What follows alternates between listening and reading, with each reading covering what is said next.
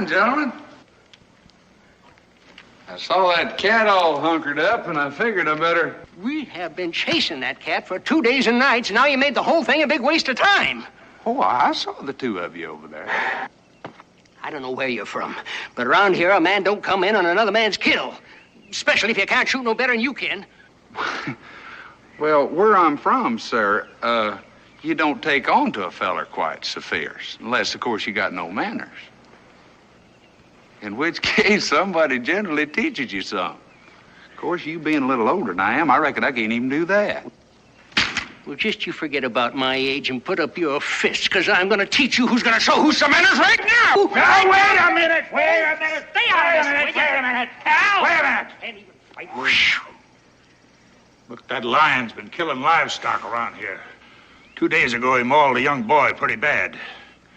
It's the first time anyone's had a chance to get a shot at it. That's right. Well, I can understand why you're mad, and I'm sorry that I spoiled your hunt, but... My name is Moss, Calvin Moss. Howdy.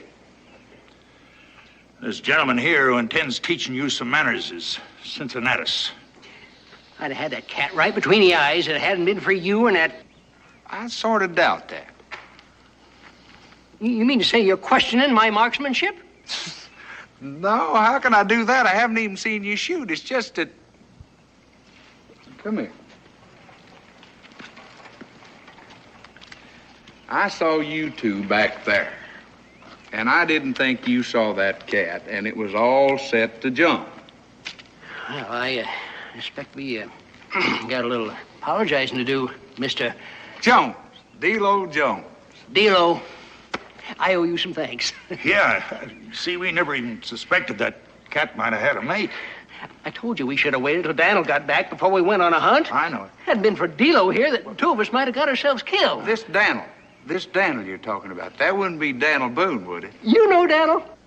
Oh, sir, but I'd sure be proud to meet him sometime. Reckon that can be arranged. All we gotta do is just come back to Boonesboro with Cal and me, and I tell you, you'd be mighty welcome. Why, sure. I'm just gonna take you up on that. I was headed for there anyhow. Ooh, plan to settle down there for a spell, huh? Well, that all depends. I might have to leave most any time. But if I stay around, we'll try to get that other cat. Good idea. Hey, hold on till I get my gear, all right? Pack of trade goods I brought from Virginia with me.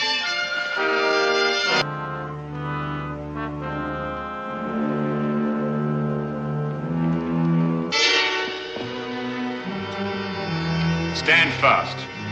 Drop your weapon. Hold on just a minute. Disarm him. I'd call my men off if I were you, Sergeant. I don't know what this is all about. You're under arrest by order of the governor of Virginia. Afraid you're treeing the wrong cat. Call your men off, Sergeant. Gentleman's telling the truth. My apologies, sir. My scout here, Natook, saw your approach and made his report. You're not unlike the fugitive we're after. He made an honest mistake. Well, I heard your men a half-mile down the trail. I'd have hardly kept coming if I was the man you were after. Granted, sir. But perhaps you can appreciate our situation. I'm Lehman Henderson, Special Officer of His Majesty King George. My name is Boone, Daniel Boone. Ah, Boonesboro. We have reason to believe that the fugitive may be en route there. We traced him to Nutter's Fork, but he'd moved on. Unfortunately, none of my men have ever seen our quarry. I'm the only one who knows what he looks like. But he's tall, like yourself, and a woodsman. So Natook's mistake is understandable. Again, our apologies. Well, no harm done. What's this fellow wanted for? Murder, Mr. Boone. Murder. If you have any information that could be of assistance to us, if you've seen anybody on the trail. Well, not many strangers find their way to Boonesboro. What is this fellow calling himself? I wouldn't know that, Mr. Boone. But his name is Delo Jones. Delo Jones.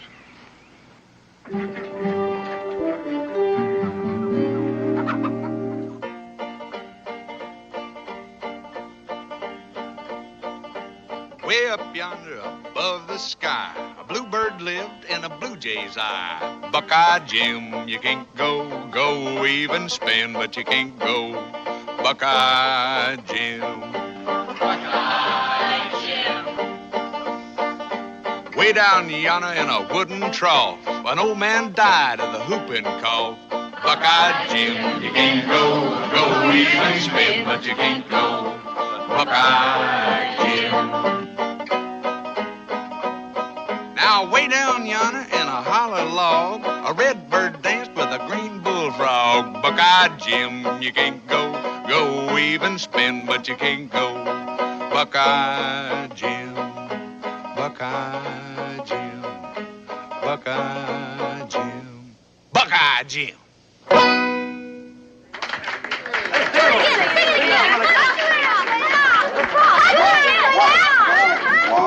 Whoa, hold up now. You folks want to look at my goods, and we got to give them a chance even though they are grown-ups, right? You folks just go ahead, look at the goods. You see anything you like, go ahead and take it, and we'll talk about the price later, all right? Hey, and there's some doodads over there you kids will like, I'll bet you. Hey, come on, yeah.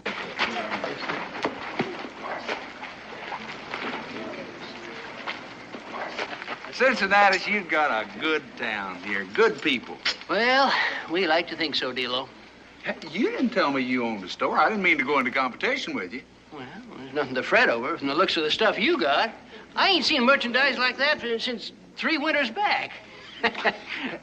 You're not going to be going to any competition with me. You know, a fella works up an awful thirst singing like that. Now, if you could find us a mug of ale, I'd be glad to buy. Well, you just go right on in and help yourself. I'm going over to the Boone place now, see if Daniel's got back from Salem yet. Sir? Come on, Israel, let's go. Look what I found, Cincinnati. It's a spinner. Think Paul let me keep it? You go right ahead and keep it. It's all yours. Hey, Cincinnati, since you're going over to the Boones, mind if I tag along with you? I've been looking forward to meeting him for a long time. Be real glad to have you. And I expect Mrs. Boone would like to meet you, too. So why don't you come along? Come on. Say, that's some town now. Hello, Cincinnatus. Howdy, Becky. I take it Daniel ain't back from Salem yet. No, he's not.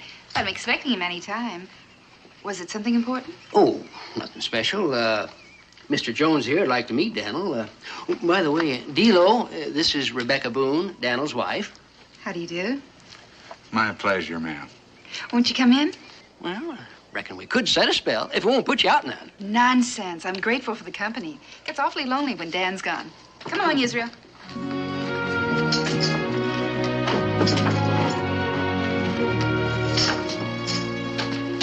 Please sit down and make yourselves comfortable. I'll get some cool cider. Will you sing a song for me, Delo? I don't know. Your mama might not like that. Oh, she'll like it fine. She don't get to hear music very often. What do you think? Sure. You know, every time we have a dance, Becky's apt to be the last one to leave. Just listen to the music. What are you going to sing for us? Well, now, I know you heard the story about the handsome young soldier and the pretty little girl in Carolina. I ain't heard it. It's hard to believe. It's hard to believe that a man could do what he did, especially with her looking up at him and asking just one question. What was the question, Delo? Oh, soldier, soldier, will you marry me with your musket, fife, and drum? Now, how can I marry such a pretty gal as ye when I got no pants to put on? So off to the tailor she did go as fast as she could run. She bought him a pair of the best that were there, and the soldier put them on. Now, soldier, soldier, will you marry me with your musket, fife, and drum? Now, how can I marry such a pretty girl as you when I got no boots to put on? So off to the cobbler she did go as fast as she could run. She bought him a pair of the best that were there, and the soldier put them on. Oh, soldier, soldier, will you marry me with your musket, fife, and drum? Now, how can I marry such a pretty gal as ye, with a wife and a baby at home? Sing another one, Delo. Go on, sing another one. Israel, now that isn't very polite. Mr. Jones may be tired. I hope the noise didn't bother you none, ma'am. Oh, of course not. But Israel shouldn't impose on his guests that way. Can Delo stay to supper, Ma? Then maybe he'll play and sing some more for us. I'd be delighted. Will you stay for supper, Mr. Jones? And you too, Cincinnatus? Well, I'll be happy to. If it's not causing you too much trouble. Of course not. You help yourselves, and I'll go start preparing supper.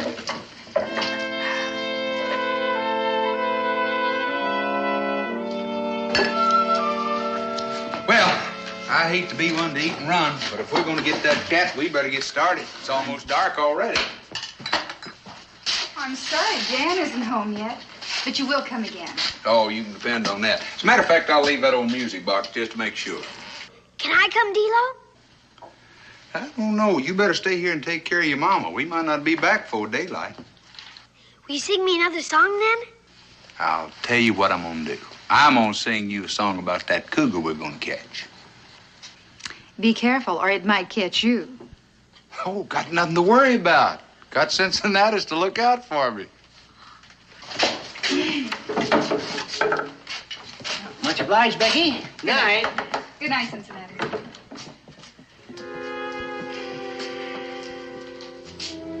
He's real nice, ain't he, Ma? Yes, Israel, he's a very nice young man. Think Pa'll like him? I think you'll like him very much. In fact, in many ways, they're quite a lot alike.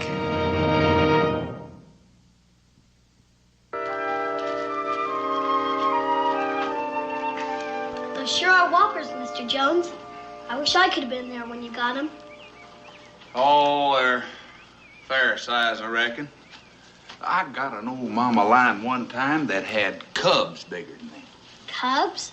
You never saw the beat. Way up north of here, in a place called Lake Temiskaming in Canada. Canada? Pa's talked about that place. It's a far piece. Oh, deed it is. But he never said anything about there being cats up there that big, though. Oh, they're up there. They're up there. I trailed them 90 miles through the snow, regular blizzard. And when I finally run them down, they was wore clean down to an oven. You know that old mama cat? She wasn't any bigger than them right over there. And them cubs, little old bitty kittens. Why, when I drawed a bead on them, I so disgusted I didn't even shoot. They're probably still wandering around up there. Big as a house.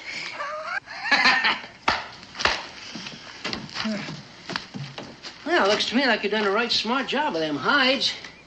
Yeah, I don't suppose you'd be a tanner by trade now, would you? I'm afraid not, Cincinnatus. But I've done a little bit of everything in my time. What, you going out again? Well, I should be getting back to the store, but I figured that maybe Becky could use some game for supper. Well, say, I'm through with these hides. Why don't I go out and see if I can scare up a gobbler or two? Well, I don't know. Turkeys have been about as scarce as hen's teeth around here of late, so you might have to settle for rabbits.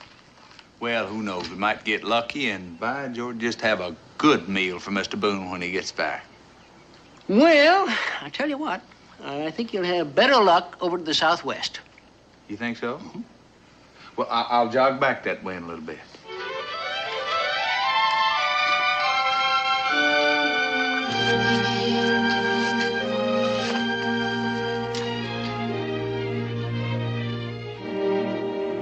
Mr. Jones and Cincinnatus.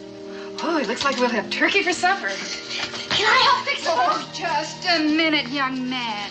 You finished that whole chapter. I've done all my lessons. I even went farther, all the way up to where Samson carried off those big gates. Well, I don't see any writing. I'll do that after a bit, Ma. I promise I won't forget. Well, as long as you remember, writing's just as important as reading. I will, Ma. I promise.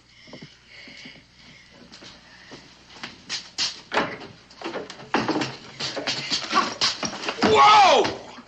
I've been jumped by a wild Sicarni. And that's just the way they attack, too, you know. I'll put the kettle on for tea. Sacconi. Have you heard of that tribe, Cincinnatus? Well, no, I can't say that I have, Israel. Sacconi's a tribe of Indians that live up by Bear Lake in Canada. And you talk about fierce, whoop! Yeah? What do they do? Tell you the truth, about all they do is fish and hunt snow geese. Good hunters, and real good folks, too. I bet they ain't as good as hunters as you and my pa. Well, I wouldn't go so. Isn't that right, Cincinnatus? Well, it is true that Delo is just about one of the finest hunters I ever did meet in my life. As a matter of fact, he's got a special little whistle, Israel, that goes like this. And then the game just parades right in front of him. All he has to do is pull that trigger. Could I go with you next time, Delo? Maybe I could learn that whistle. He's a mighty fine whistler, it's true, but he's also a hard worker. So what do you say you and me get out there and clean them birds for supper while we give him a much-needed rest, huh? Tea's ready. I should think you do need a rest. Well, with tracking that cat all night and hunting turkey all day. Any time I can be of service, ma'am, I'm more than happy to do so. Won't you have a nice cup of hot tea? And I insist on paying you for the material in those curtains. Oh, I've wanted new curtains for so long. Mrs. Boone, after all the fine food and the good company I've had, well, I've been more than repaid. And besides, I've got a little favor that I want to ask Mr. Boone, providing he gets home soon enough. Oh, it sounds like you're planning on leaving. Yes, ma'am. Maybe I've stayed too long already. You're in some sort of trouble. Yes, ma'am. I don't mean to pry, but would you like to talk about it? I don't know why not. You're going to find out about it sooner or later anyhow. They say I killed a man back in Williamsburg. I didn't do it. But I can't prove that either. And I'm not going to prison. I couldn't spend the rest of my life pent up. I don't know if you understand, but... I think I do. But if you didn't do it... Well, there's no time to go into that either. My innocence, I mean. But... Well, I'd like you to believe me.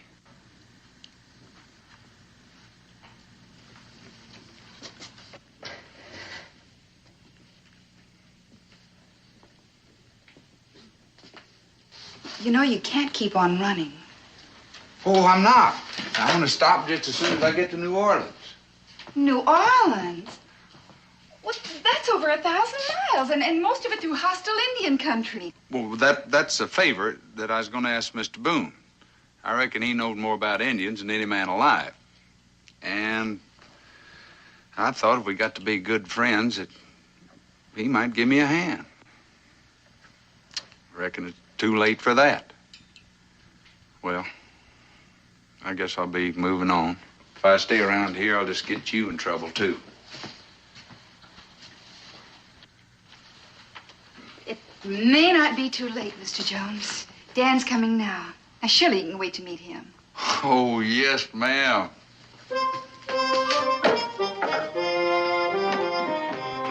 Oh, Dan. Dan. Oh, I'm so glad you're home. I'm glad to be home, too. Was it a bad trip? Oh, not bad. Where's Israel? Oh, he's out back helping Cincinnatus clean some turkeys for supper. Turkeys? Mm-hmm. Don't tell me Cincinnatus has turned into a hunter. No, not Cincinnatus. A new friend of his. Someone you haven't met. Delo? Delo? That's his name.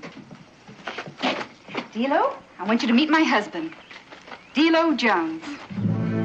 Mr. Boone, I've looked forward to this meeting for a long time. Becky, could I have a word with you alone, please?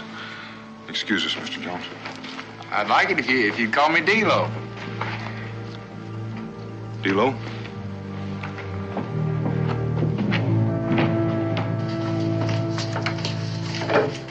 Dan, what's wrong with you? I've never seen you be so rude to a guest. Becky, how did that fella get here? Well, he came in on a cougar hunt with Cincinnatus. In fact, he saved Cincinnatus's life. I suppose that's something in his favor. Now, why do you say that?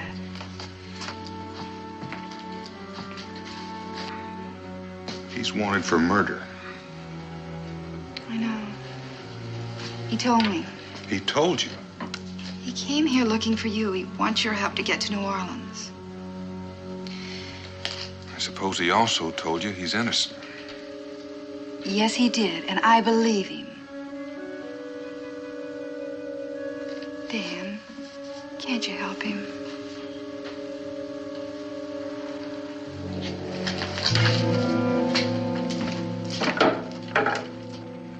Delo, you and I are going to have a little talk. Well, most folks say it's what I do the best. So you go right ahead. I figure I know what you want to talk about anyway. I ran into a detachment of King's men coming home, heading this way. They're looking for an escaped murderer. Well, I got here a little sooner than I expected. It kind of spoiled some plans I had, too. I was in hopes that if I had time, that you and I might get to be real good friends. And right now, I need a friend, Mr. Boone. There's a whole lot of Indians between here and where I'm going. And I don't know very much about Indians. Supposing we were friends, would you ask me to go against justice for you? If I were dead, I'd pay it. I reckon that's justice, and I wouldn't ask you to go against that. Delo, was there a trial? No. Chances are there never would be. The gentleman with the warrant, Lehman Henderson, he'd make sure of that. You see, he's the one that done the killing. Henderson? That's right. I reckon if you don't believe me, you're gonna try to stop me. I don't know any one man that can do that, Mr. Boone. Except maybe you. And I'm hoping you won't try. So long, Dan. I wish we'd have had more time.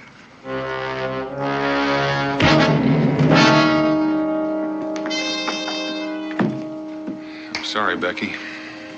There just wasn't any other way.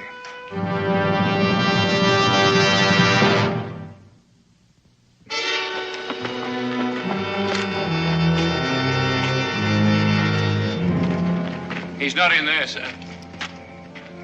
Try the next one.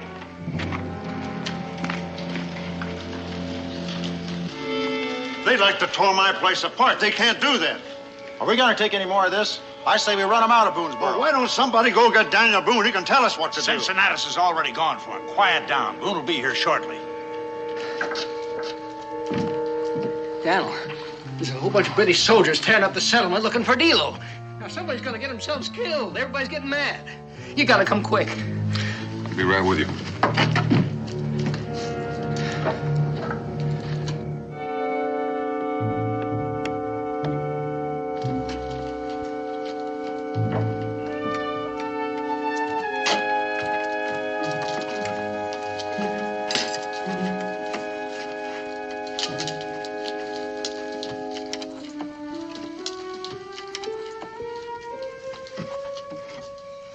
Delo, come on out. Be quiet.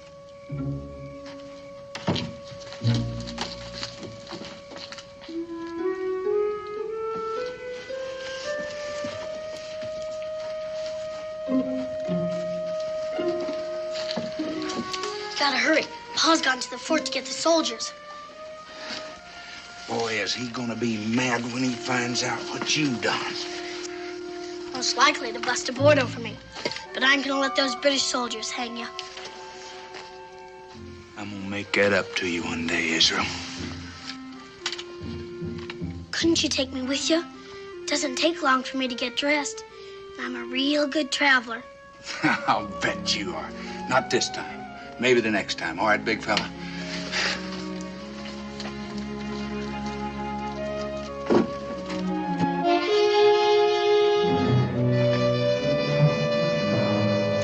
Mr. Boone.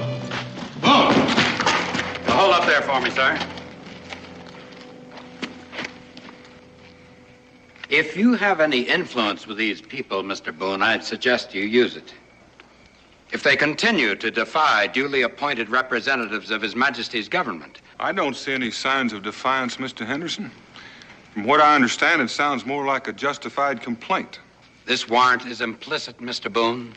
It requires the full cooperation of everyone in the apprehension of the fugitive. So far, all I've received is sullen resistance. Well, you'll get more than that if you keep on. Daniel, you tell him to get out of Boonesboro. Yeah, Delo. Yeah. All right, folks. Mr. Henderson, if these people wanted to resist, you wouldn't be standing there now talking about it. I want the fugitive, Boone. You people know where he is. I could consider this insurrection. Order these soldiers to open fire. Sergeant, get these people back. Come on, lads, move this crowd back. Come on, move. Come on, come on. I wouldn't give any more orders if I were you, Mr. Henderson. I want the fugitive, Boone. And you'll hand him over to my custody, or you'll suffer any consequences. He's not in Boonesboro, and these folks don't know where he is. Then suppose you tell me. I will, under one condition. If there are any conditions to be made here, Mr. Boone, I will make them. Then you're going to spend a mighty long time hunting for your man. Very well. I'll listen. I'll turn him over to you, providing he goes to Williamsburg, under escort by the sergeant and his men. You and I will stay over a day and start later. What kind of nonsense is this? It seems that Delo thinks you don't want him to live long enough to stand trial. That is preposterous. That may be. But if it isn't true, why should you object to being one day late? I find your attitude insulting, Mr. Boone. You can take it any way you like. But those are my terms. Do you know I could take you into custody for this? I don't think so. You are harboring a fugitive. I'm not harboring anybody. I'm just making sure that Delo gets a trial.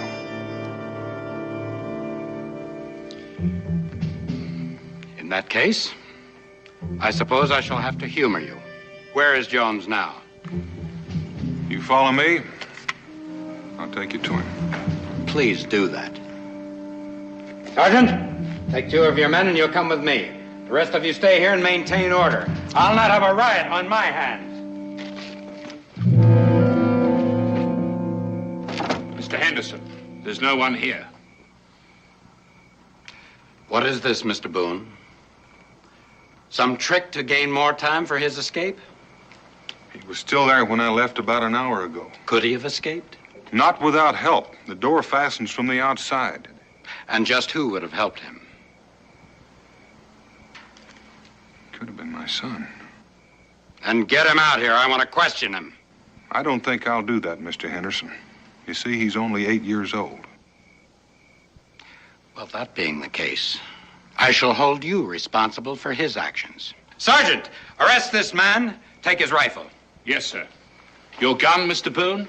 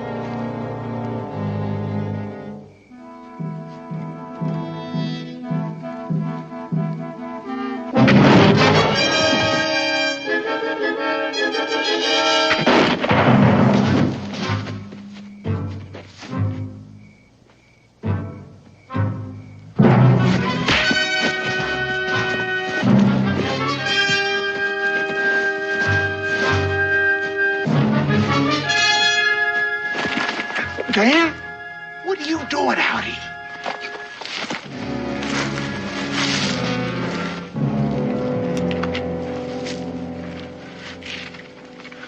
I come close to letting daylight through you.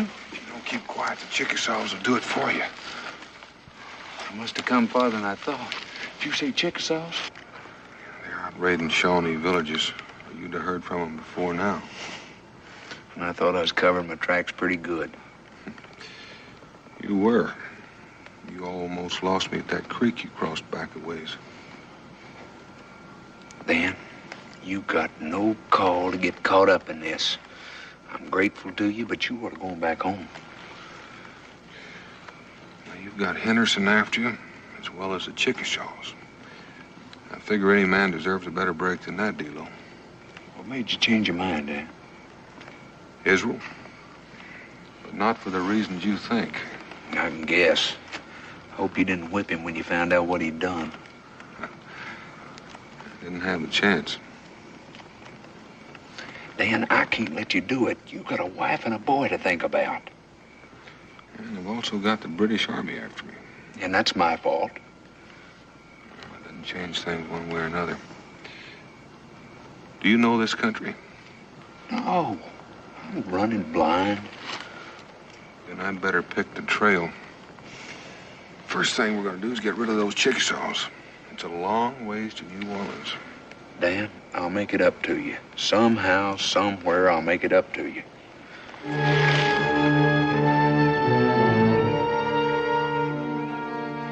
Miss Henderson. You said he was some kind of special officer. What does that mean? Oh, he got some kind of title and the right kind of friends. He asked for the job special, I expect, and the governor gave it to him. The man that was killed, you say Henderson killed him? Well, Henderson had the title, but he needed money, even though everybody called him sir. And he'd lost all of his. And then there was this girl. Her daddy's money had fixed him up real good. Oh, I should have known better, but... Go on, Delo.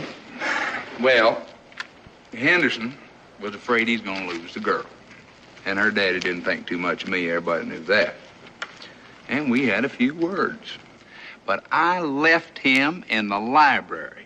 And I heard the shot before I got to the front door. And it was Henderson that shot him, and then he blamed it on me. And the servants had heard us quarreling. I figured, who's gonna believe me? Nobody, I figured. And I reckon I figured it about right.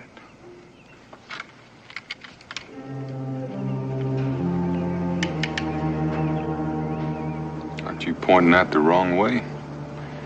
If you've got any enemies, they're out there someplace. I reckon any way I'd point it, Dan, I'd be pointing at an enemy. It's all right, though. Like I said, I didn't expect anybody to believe me. I believe you, Delo. If you believe me, Dan, you wouldn't try to trick me. I'm not as good a woodsman as you are, but I know we've been heading east. You turned me around real good, facing west ever sunup. And I know now. You couldn't make it to New Orleans, Delo, even if I tried to help. Going back's the only way. You've got to clear yourself. Dan, if you meant it, it wouldn't work. I gotta tie you up and leave you here, Dan. I know the governor, Delo. He's a fair man. If Henderson killed that fella, he'll pay, not you. I give you my word on that. Get up, Dan. Turn around, put your hands behind you.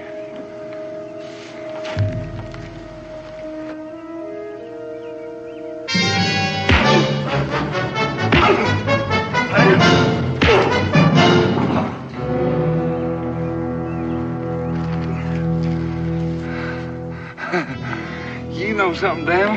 I didn't think you could do it. I did it once before. Yeah, but that time I was looking the other way. This time it's fair. All right. I'll go with you, Dan. Well, I'm glad to hear that. That'll make it easier on both of us.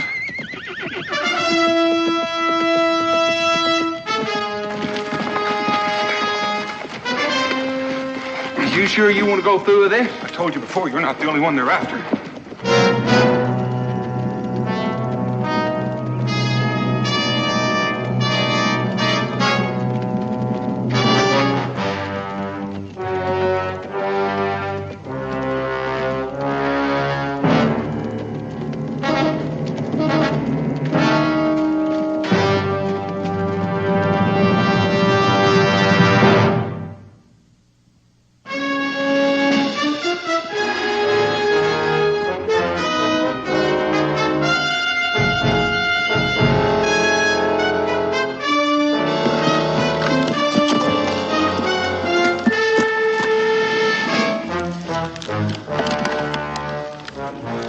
We lost him, Delo. Sounds more like it. Looks like we can walk on from here. That's not what's bothering me. Just getting you to Williamsburg healthy and alive is not enough. It's still your word against Henderson's. Yeah. His and everybody else's that heard the argument before the shooting started. That's what I mean. You got something on your mind? It depends on how far you're willing to trust me. I come this far with you, ain't I? I think it's only fair to tell you that what I've got in mind's apt to get you killed. Keep talking. I stand a pretty good chance of getting hung anyhow. Now, just suppose. Sergeant! Yes, sir? Get those men on their feet. We can run them down before dark.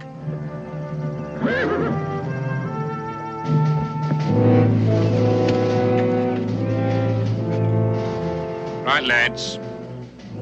On your feet. They're heading for Williamsburg. We must stop them before they reach there. I'll double the gold I promised you if we do. My people have many names for the tall one. Some call him the wind. To catch the wind and hold it. Would a bullet stop the wind?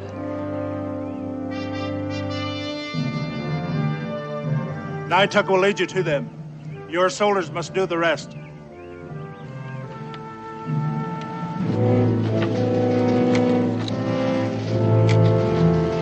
All right, men.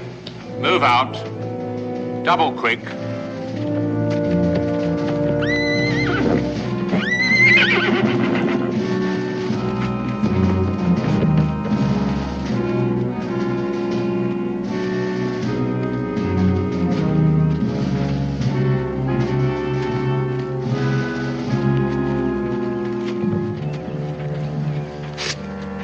In the name of His Majesty King George III, you are hereby made a prisoner of the Crown to stand trial for the murder of one William Ferriby, Esquire. That's why I'm here, Sergeant. I want to make sure I get that trial. You understand the penalty for the crime you've committed. And your attempt to escape justice has proven your guilt. I understand the penalty for murder, Mr. Henderson. But just because I ran don't prove I'm guilty. The court will decide that. Yes, sir. I hope so. Where's your friend Boone? I want him, too. He went on to Williamsburg. Seems the governor's a real good friend of his. Well, you can't be far ahead. Sergeant, you'll take Natick and your men and pursue the other fugitive. I'll follow with the prisoner. Yes, sir. I'll leave two of my men behind. But that won't be necessary. Mark your trail well. We'll not impede the chase. Right, men. Follow me.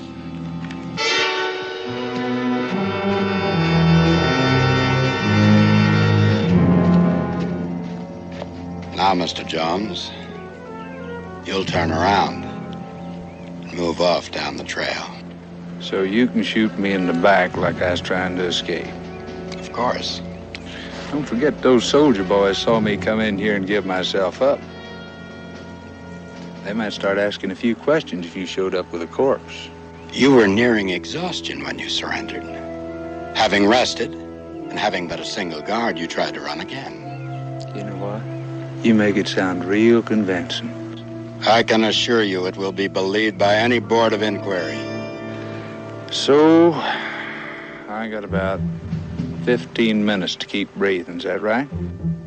It should take about that long for the others to be out of hearing, yes. But I wouldn't attempt anything, Mr. Jones. Just turn around and walk slowly.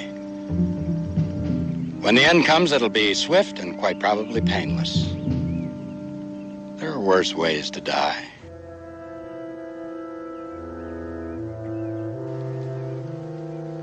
I understand you woodsmen can read the sun to within 30 seconds.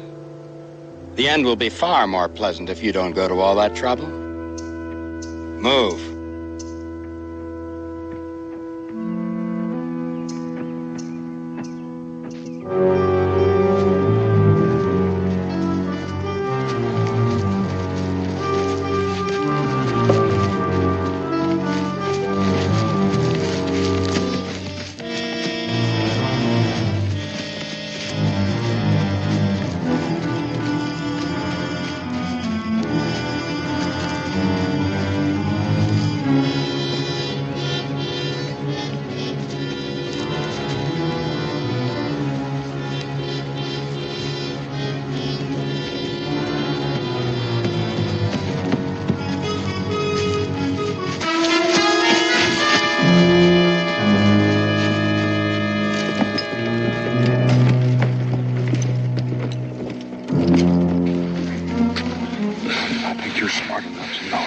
Kill you, you'd be dead already. I'm gonna have to turn you loose in order to gag you. If you try to yell, it's gonna be a short last word, you understand?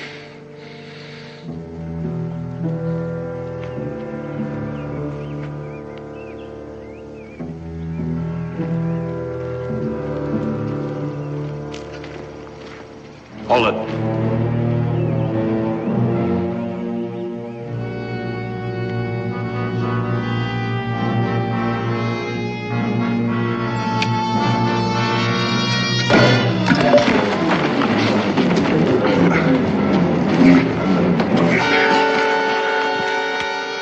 I began to get a little nervous, Dan. I didn't aim to cut it so fine, Delo, but that night tuck wasn't too easy to throw off the track. This man is a murderer, Boone. As a loyal subject of the Crown, it is your duty to see that he's brought to justice. Now, that's not the way he tells it, Henderson. He says you're the one that did the killing. His word against mine, and I have a governor's writ to back my assertion. Do you intend to dispute that? Well, that's kind of a rough decision for one man to make. I think I'll put it into other hands. Now move.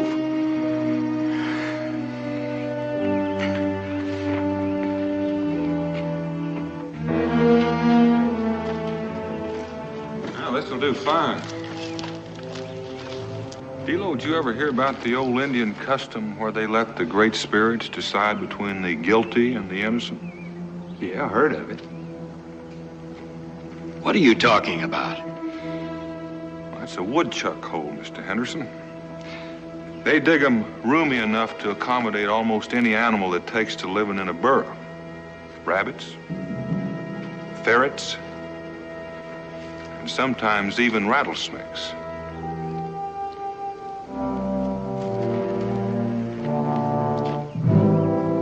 They usually build them with 2 or 3 entrances, sort of a escape route. There's one right back there. Now, the Indians believe that the animals are both good and bad spirits.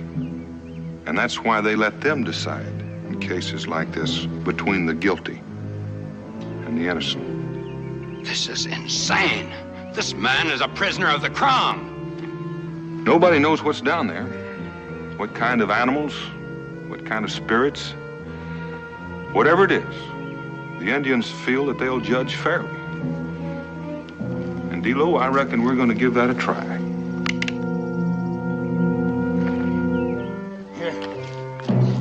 Here, Boone! Boone! This is barbaric! Get me up from here in the name of His Majesty's government! If you're innocent, Henderson, you've got nothing to worry about. You're both stretched out over the escape route. Whatever's down there will start to come out once I set this on fire. You'll hang with him. I swear it. It could be a rabbit or a maybe a ground squirrel. On the other hand, it could be a rattlesnake or a ferret. Whatever it is, it'll be doing its best to get out. Boone! It makes a lot of sense when you get to thinking about it. The guilty one knows he's guilty. He knows the most fear. Animals can smell fear. Boone! Boone, get me up! Quick! I feel something. There's something in my back. It's tearing at me. Get me up, quick! Boone! The fire's hardly started, Henderson. I killed him. I killed him. Get me up, quick!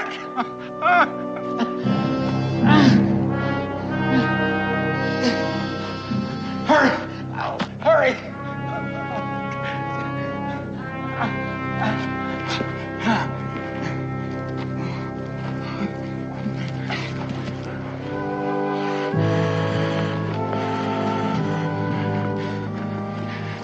I'll be back. I'll see you both hang for this. I killed Farabee, but the governor's not going to take the word of two half-wild savages. I'll see both of you hang. I figured that's the way you'd feel about it.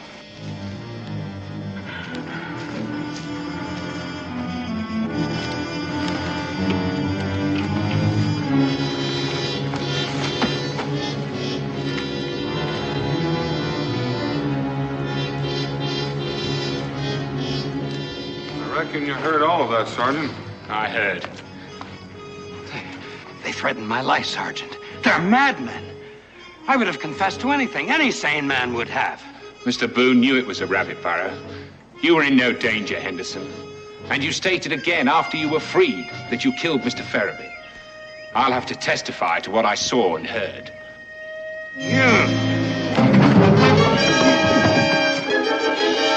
I'll place Mr. Henderson in custody, Mr. Boone. I expect the trial will be a brief one.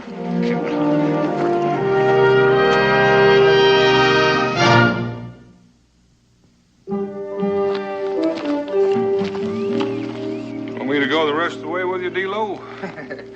Oh, I reckon not, now. Imagine you better get on home. Well, then I'll say goodbye for now. If you ever decide to go to New Orleans again, be sure to stop off in Boonesboro. When I come to Boonesboro the next time, it won't be because I'm headed somewhere else.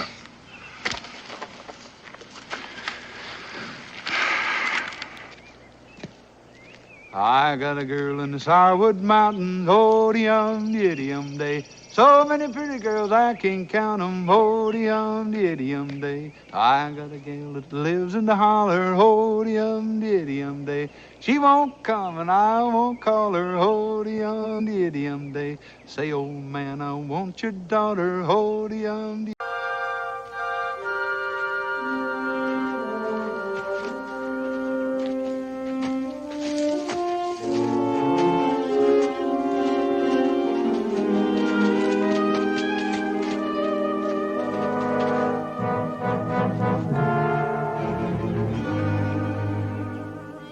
Looks like an infected leg. The fellow's on fire with fever. Let's get him into the stockade.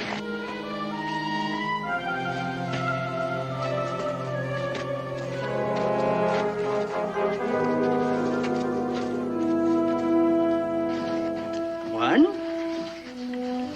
two, three, four. Got a sick man here, folks. Somebody get a cot from upstairs.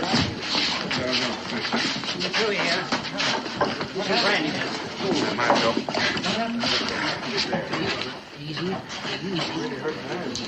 Easy.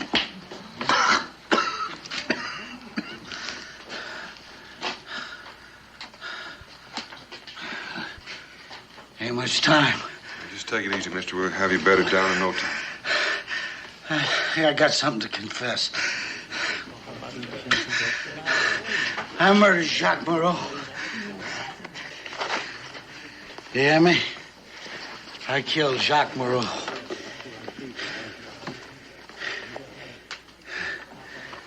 For this.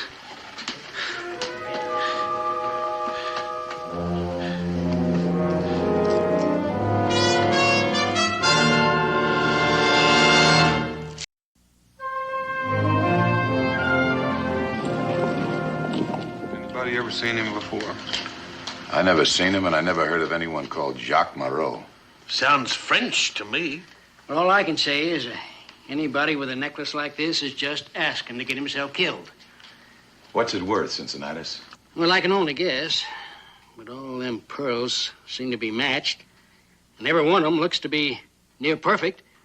So I'd say it was somewhere in the neighborhood of about 50,000 pounds. 50,000 pounds.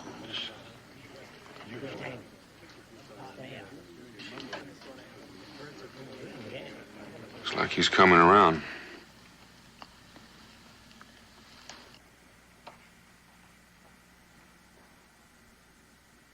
Who are you? My name is Daniel Boone. Who are you? That don't matter. All right. You were confessing something to us, remember? Yeah. What day is it? 14th of March. It's too late. They're gonna hang him the end of this month.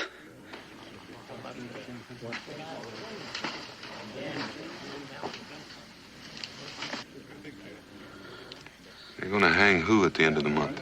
The man they convicted of killing Jacques Moreau. They're gonna hang him for something I did. Just try to tell us about it. If they're not gonna hang him till the end of the month, there might be still enough time to save him. Too far away. New Orleans. What is the man's name they're gonna hang? Then I fell down. I tore my leg open. It got infected.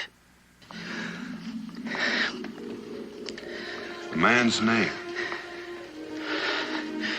The fever. I got fever. It was like the beginning of the pit. It was just like the...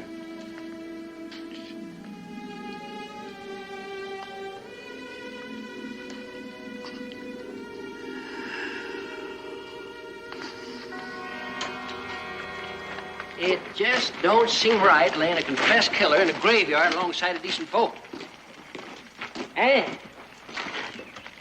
for a man that didn't even leave his name, he sure left a crowd of mourners at his funeral. Oh, we weren't there to mourn, Cincinnatus. As long as you have that pearl necklace in your jacket, we want to stay close to you. Yes, the necklace. I just plumb forgot about it. That I don't quite believe. Well, it's something we're gonna have to talk about right away. There isn't much time. What do you mean, Dan? I mean, on the last day of this month, an innocent man's gonna hang unless we get word to New Orleans. Yeah, a terrible thing. But the man was right. We couldn't get there in time to save him. Come on, Cincinnatus. Lay that necklace out so everyone can see it. It's not exactly yours. Oh, I know, but you tell me now, whose is it? Well, Dan and I found the fellow. We brought him into the fort. Now, just a minute. If you think that gives you any more claim than anyone else, you're wrong. He brought that necklace out in front of all of us. What do you say, Dan? Well, I say that necklace is just about to head back to New Orleans. It doesn't belong to any of us. New Orleans? Dan, I'm an honest man. We're all honest men. But there's such a thing as carrying honesty too far.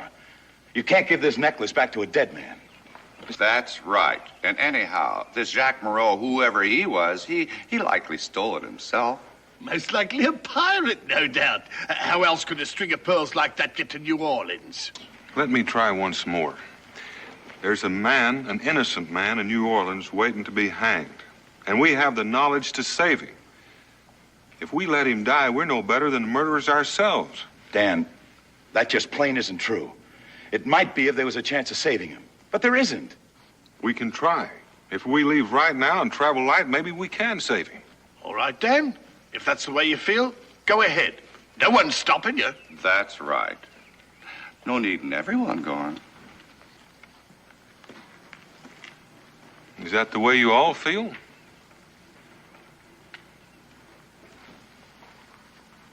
All right. Thanks. That's just what I'll do. Now, just all of you simmer down. I can't save him without the necklace. Why not? Well, think about it. I don't know the man's name. I don't even know the name of the man we just buried. I can't walk into New Orleans and claim this man is innocent. Who's going to believe me? I have to prove he's innocent, and the necklace is all the proof we've got. Now, Lang, you wouldn't condemn an innocent man to hang for 80 pounds. Certainly not. Well, if you divide the value of this necklace among all the folks who live hereabouts, that's just about all one share is going to amount to. So I reckon I'll be going south. But Dan, just a minute.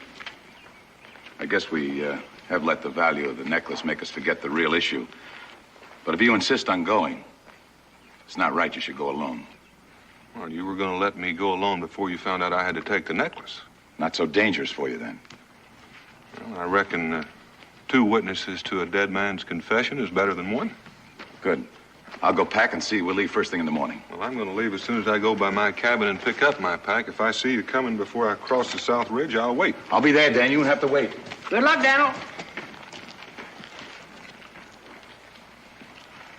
Well, there goes our £50,000. I'm surprised Lang changed his mind about it. I'm wondering if he really did. Oh, come now, Carl. You can't be thinking what... Oh, no, of course not. I got no right even suggesting such a thing. Lang's absolutely sincere. I agree. If I didn't think like that, I might go along myself. As it is, I think I'll just, mosey along home.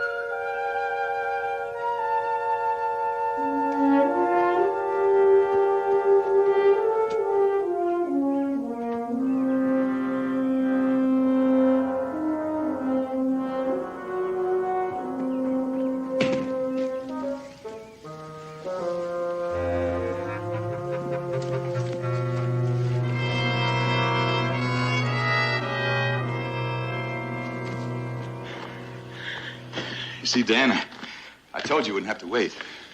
Huh?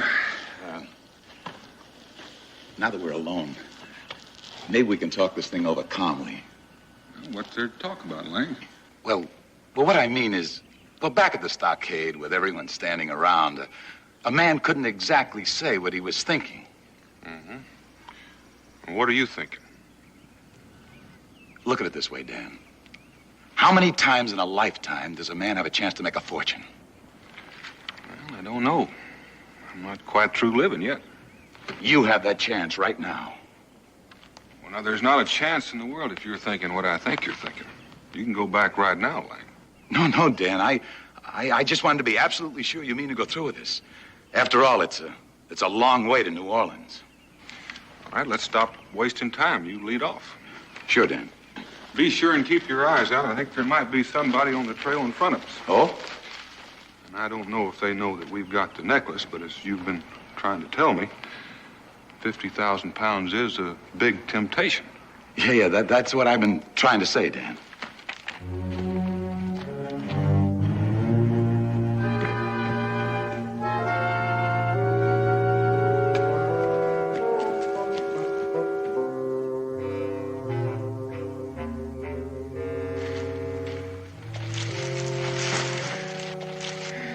Now, we haven't seen or heard a soul. Now, we're wasting time wandering around in the dark. I say we get some food and rest so we'll be fresh come daylight. All right, but not here on the trail. Let's head up this draw and see if we can find a place where we're not apt to have company.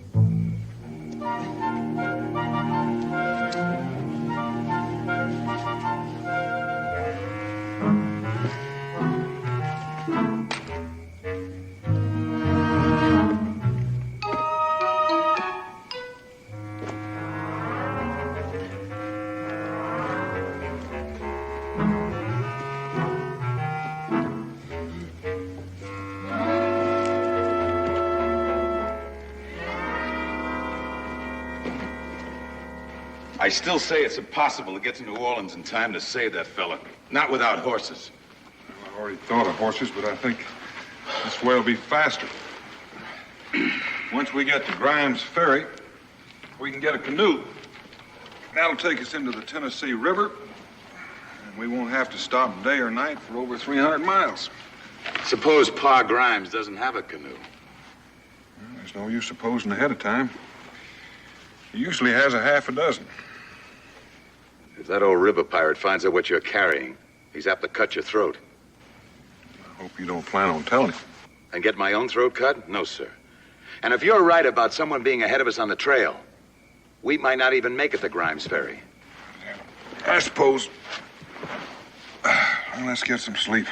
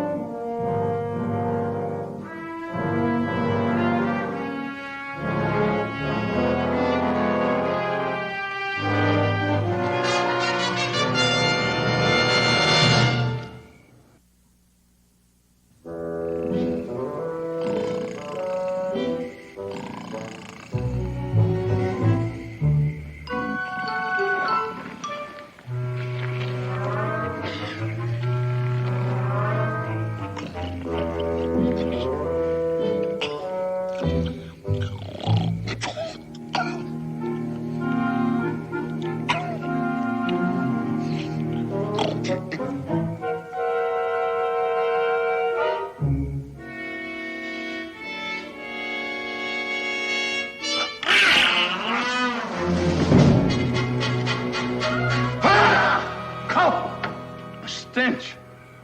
You got no right giving a bloke a fright like that. Nor you either. Well, what are you doing here anyway? Well, after you left the stockade, I saw you take off like a jackrabbit, and I got to wondering. Wondering what? Wondering what you're up to. And I'm still wondering, what are you up to? Well, I've got to thinking about Boone and Lang, that's what.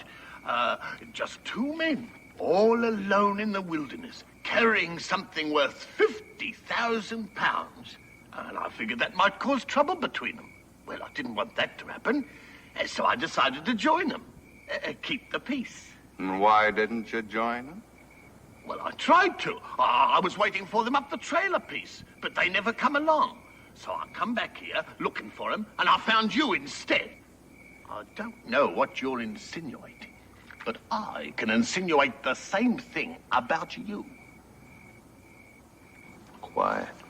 You hear something? What?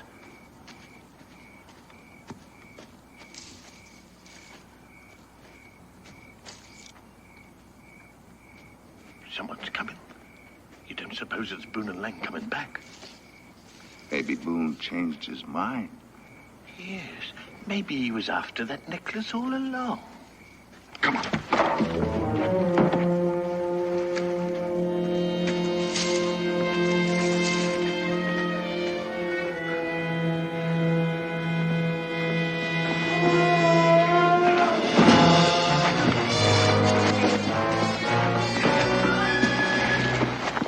It's Lang! Huh? What are you two doing here? More important, where's Boone? You were with him. He ditched me now. Let me up. Just where are you going?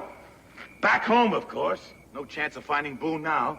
He's got that necklace all to himself. You certainly are in a hurry to get home. Running all through the night when any sensible man would be asleep. Oh, well, I could say the same for you two. Now, if you don't mind, I'll be on my way. But we do mind, and we're going to search you first.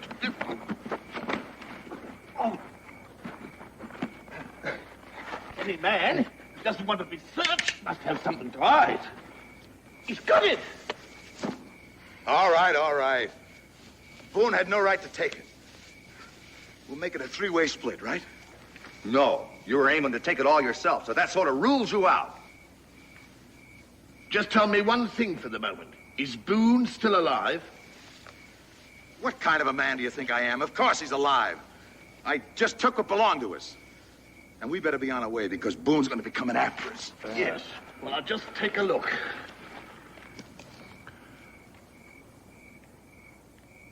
It's not there.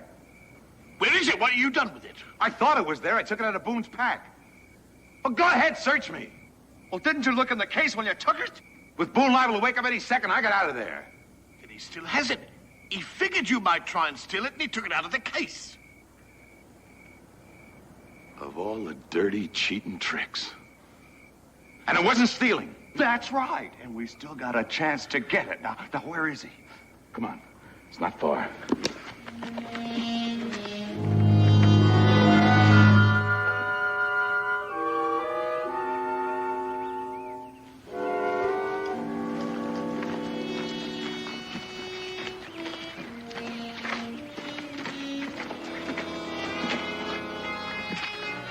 Gone. I didn't imagine he'd wait for me. You're wrong, Lang. I waited. And I am ashamed of it. I'm ashamed of all of it. But Dan, all me and Cole did was to catch him running off with this jewel case. We was trying to get it back to you. That's a lie. If that necklace had been in that case, you two would have been on your way east. You said as much.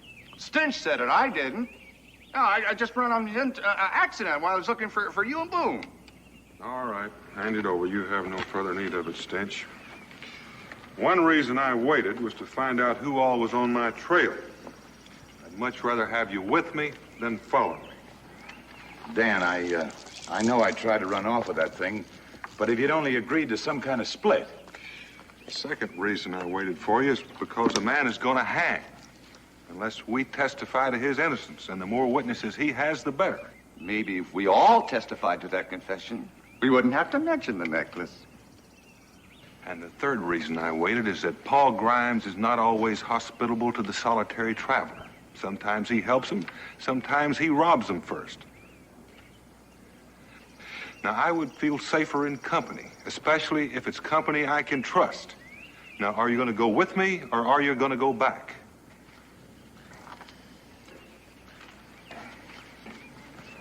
I'll go with you, Dan. Me too. Always intended to. Well, I don't know why you two can be trusted any more than me. And I'm telling you, Dan, no man is safe carrying that necklace. Well, I've already found that out so someone else can carry it. Here, Stench, catch. Well, we'll give it to Stench for. He can't be trusted any more than me. Well, you have to start out by trusting somebody. Now, you can carry it this afternoon, Call, providing Stench hadn't run off with it. I reckon I'll just go along with Dan a piece. You bet you will. And you'll walk in front of us where we can keep an eye on you. All right, all right.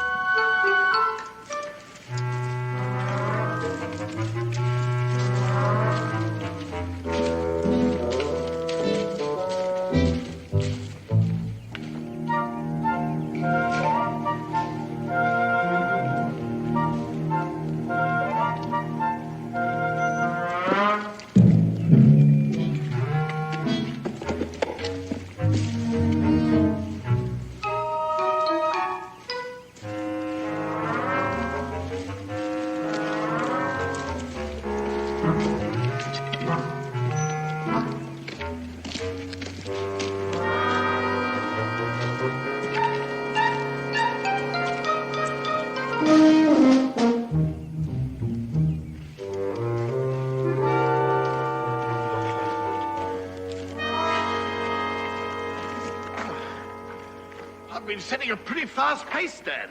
All right if we rest a bit? Well, Grimes Ferry can't be more than an hour away. You can rest while we're paddling.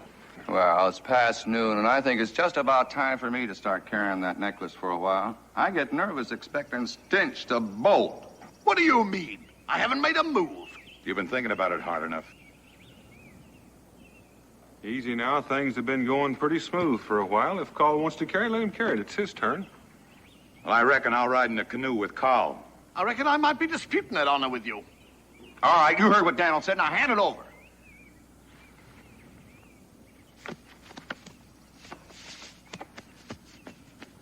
What's wrong? I ain't got it. It must have slipped out from beneath my coat somewhere. Unless one of you fellas took it off me. Nobody's been that close to you now. Where is it? I tell you, I ain't got it. It must be back along the trail someplace. You didn't lose it. You cached it. You aim to go back and find it when nobody's looking. But you're going to find it for us right now. That's right. Now, where is it? I tell you, I don't know where it is. It's lost. You're going to stay with us till we find it. Now, come on. Well, now, wait a minute. This is a pretty good show, but it's mighty unnecessary. Stench is telling the truth. He doesn't know where it is. Well, he sure didn't drop it by accident. Nope. He cached it all right. Only it was uncached a couple of seconds later. I had hoped you all had reformed. Oh, you got it. Call, I don't know whether you or Stench are going to win first prize in acting. Now, you forfeited your right to carry it because you've got it. Now, hand it over. Search it. Stop it.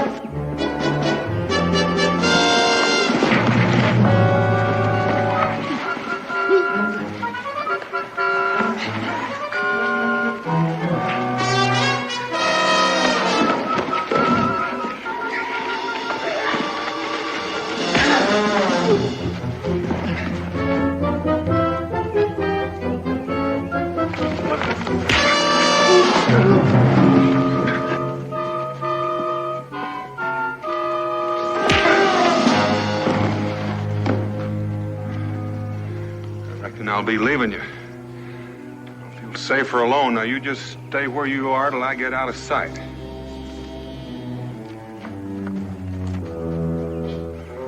You You certainly fixed things for all of us. Oh, shut up. I didn't do any more than you and Lang tried to do. Oh, shut up, both of you. If we'd have stuck together instead of each one trying to get a necklace for himself, we'd have it by now. 50,000 pounds split 3 ways isn't bad. I don't reckon there's a chance of catching Boone before he gets to Grimes Ferry. But we can catch him after that. 3 paddles is a lot faster than 1.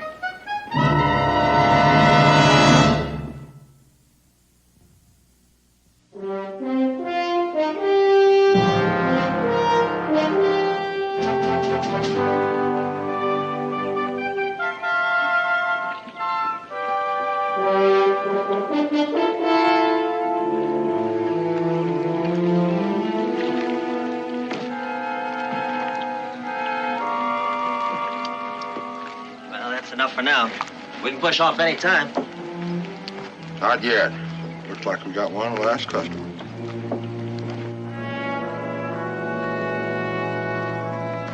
Hey, that fella looks familiar. Better look busy.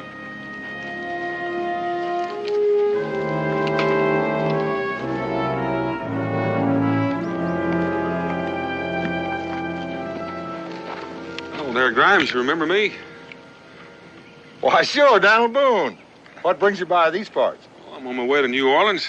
Thought maybe you could sell me a canoe. You seem to have several. New Orleans? Why? Ain't got no furs, none to trade. Nope, but I'm kind of in a hurry. I'll take a look at them.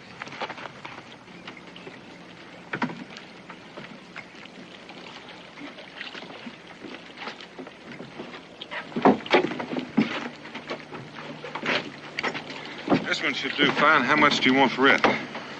Trouble is, Boone, I've been thinking about going out of business. We just about to leave here. Oh? Well, ain't nobody comes by this way anymore. You're the first one by in months. Well, how about $10? I ought to be able to get something for it at the end of the trip. Oh, you don't seem to understand. Now, first we're going to have to find out how much you can afford to pay.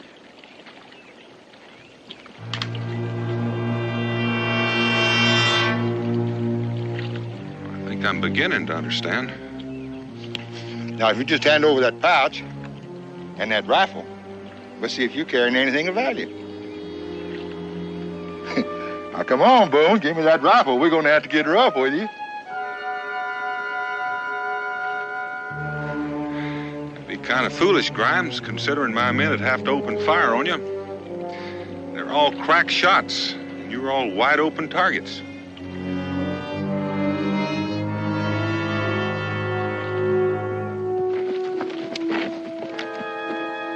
Looks like Boone's in some kind of trouble. As I said, I'm in kind of a hurry. Here's your $10. If you don't mind, I'll try out this canoe before they get here.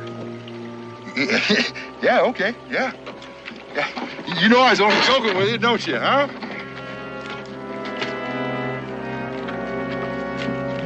No. He's getting a canoe. We gotta stop him. Come on.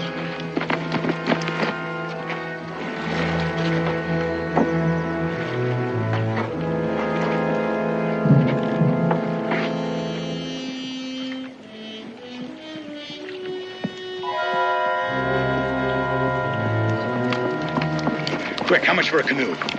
Boone just bought one. He's trying it out now. Tried it out my foot. He's escaping. Escaping? You mean he ain't your leader?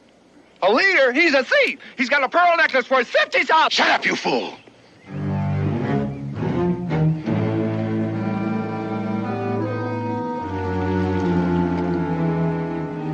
Stand away.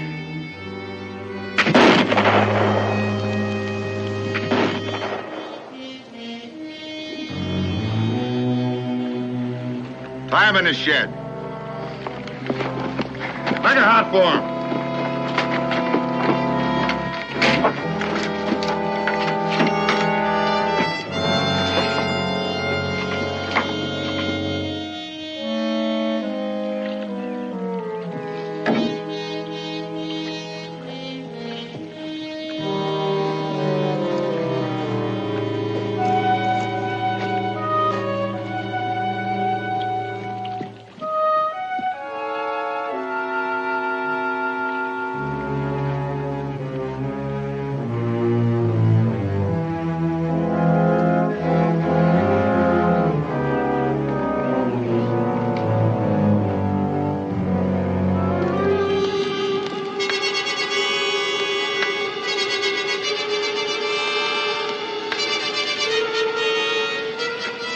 now?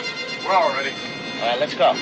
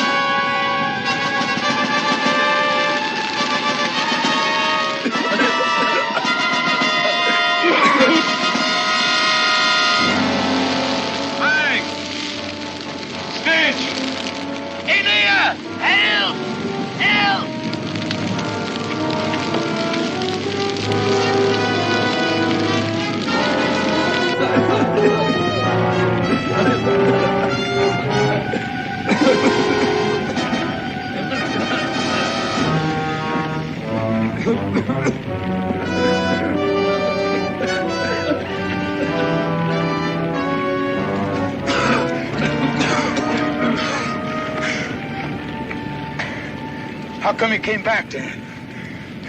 Well, I heard a rifle. I figured you might be in trouble. I reckon I owe it to you. If you had to come along when you did, Grimes would have the necklace, and I'd probably be in that shack. What are you going to do now? I'm going to go on, of course. Your rifles are where you dropped them. You better pick them up and get out of here. Boone, wait. Grimes knows you have the necklace. He's after you. I blurted it out without thinking. He won't give you no chance, Dan. He'll shoot on sight. When he finds you not downriver, he'll be waiting for you. It'll be dark before long. I'll be able to slip past him. Thank you for telling me.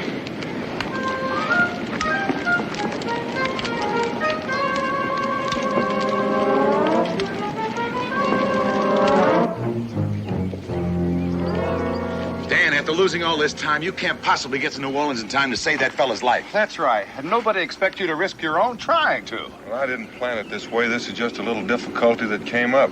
All right, but it's all the excuse anyone needs to quit. Well, I'm not looking for an excuse to quit. I'm trying to keep a man from getting hung. Doggone it, Dan. Can't you realize a man who gets himself convicted for a crime he doesn't commit must be a bad sort? He probably deserves hanging anyway.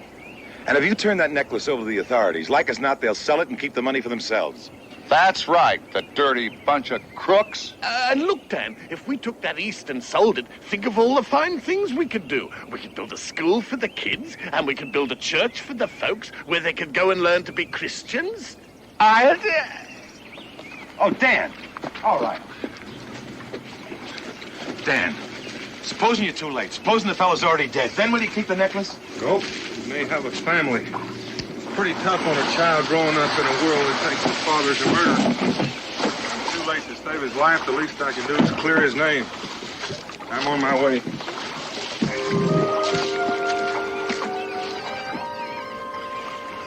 Getting himself killed for a stranger.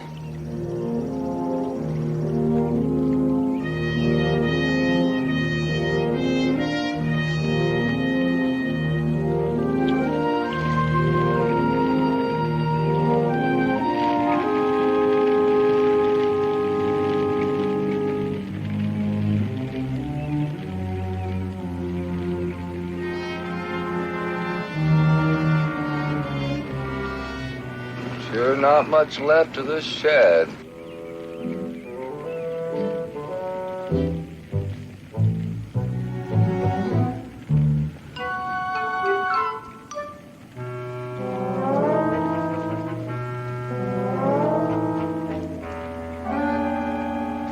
What's wrong? He got to us just in time, didn't he? I suppose I should feel more grateful for being alive, but I don't much. How are you fellas feeling? If something's gnawing at me innards. And it's gonna gnaw a lot harder and harder till the end of our days. You know why? Because we're acting like a bunch of cowards. Oh, but we tried to stop him. He's on a fool's errand. He's got no right to expect our help. I don't recall his asking for it. And it's too late now anyway. If that gang of river pirates is waiting, they'll have him. How do you know it's too late? There's another canoe over there. The three of us can paddle a lot faster than he can. Well, Well, if we're going, let's stop wasting time. All right, let's go.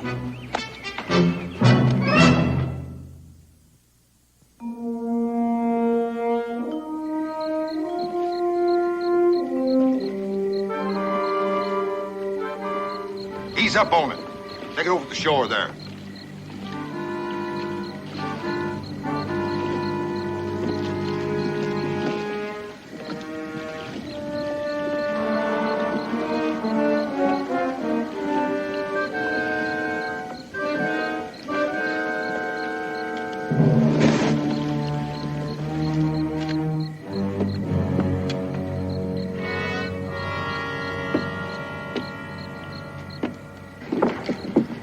Pull it out of the water and hide it right in there. Why are we stopping?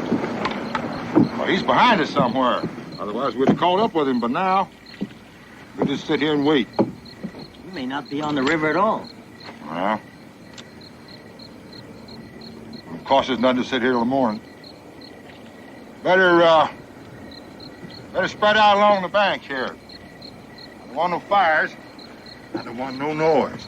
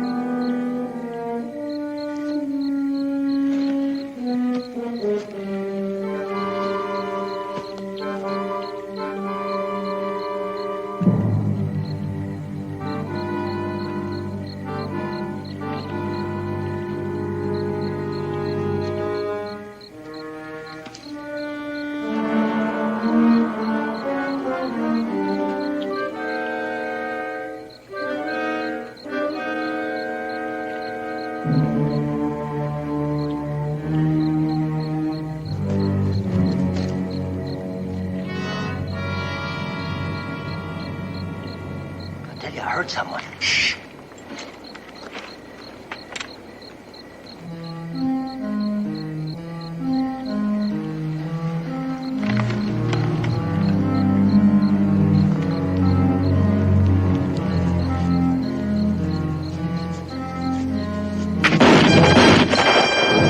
Let's go get him.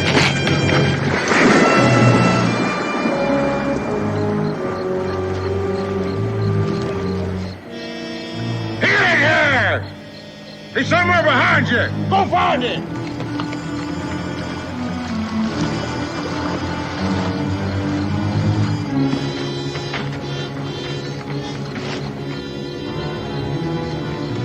He's here!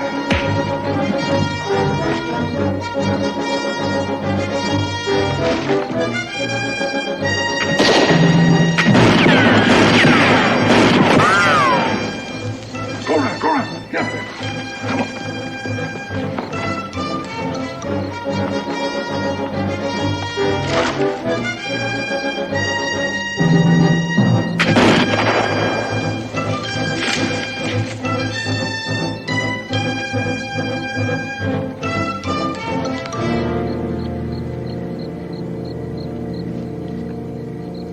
Hey, Boone!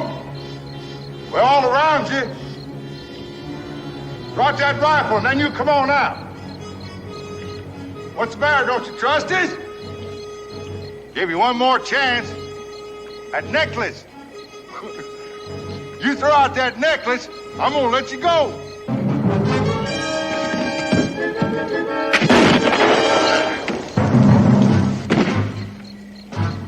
His gun's empty. Let's go get him.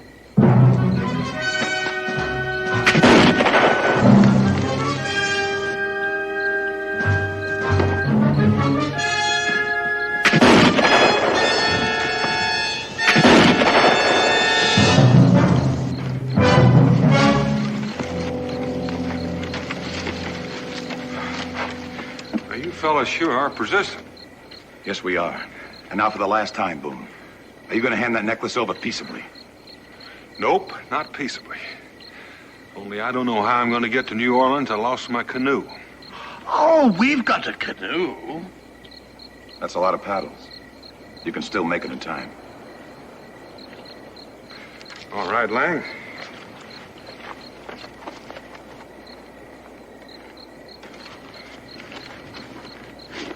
You carry it a while.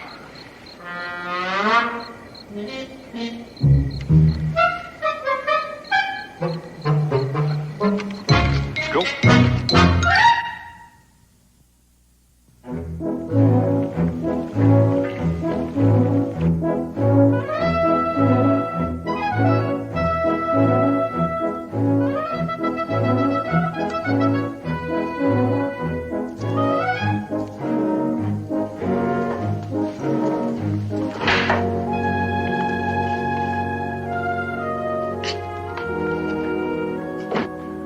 They think that man was guilty of murder. He was the keeper of the inn where Jacques Moreau was murdered. Some guests heard Moreau groaning and ran to his room to see what was wrong. See? And they found the accused standing over the body with a bloody knife in his hand. His story was that he too had heard Moreau groaning. Suspecting foul play, he armed himself with the knife and ran to help Moreau. But he was a moment too late. And in his astonishment, he dropped the knife in Moreau's blood. Why wouldn't they believe his story? The point is, the jury thought he did have the necklace, but would not produce it because that would have been absolute proof of his guilt. And so, here it is at last. What's going to happen to it now? Yes. Whose is it? I believe that it is yours. Ours? Oh, no, I do not mean yours personally. I mean, the necklace was destined for your country. A loan from the Queen of France to provide instant support for the sinking finances of your revolutionary cause. Jacques Moreau was a French agent, you see. His ship was destined for Philadelphia, but because of the British blockade, had to come here instead. Well, then the necklace will have to go on to Philadelphia. Yes, that is right. that the blockade still exists and the British are searching every ship. It would be far safer to transport it by land, particularly if I may entrust it to for such men as yourselves. Well, yes, I suppose we can do that. No trouble at all. That's right. Now then, to which of you may I entrust it? I'll take it.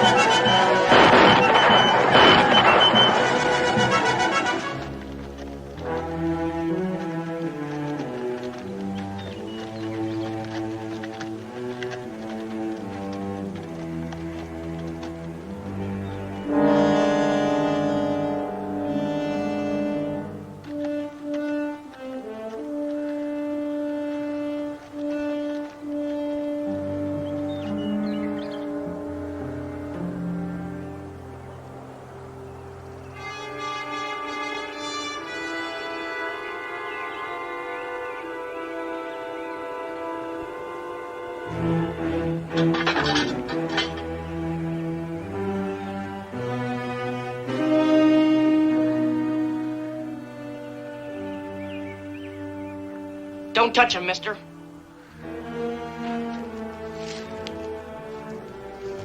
Put down that gun and stand away or I'll shoot. Anything you say, boy. You seem to be the boss.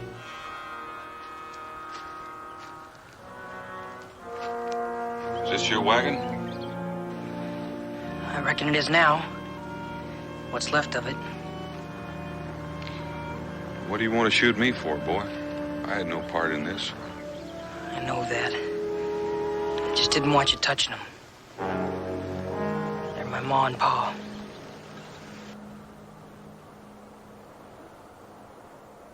Would you care to tell me how it happened? What's there to tell? Pa saw the Indians coming and he sent us into the brush to hide. Tried to send Ma too, but she wouldn't go. Who do you mean by us? You can come out now.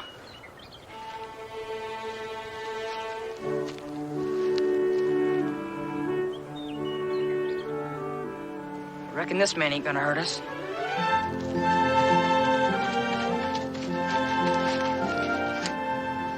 This here's my sister and my little brother. Looks to me like you're the man of the family now. I reckon I am.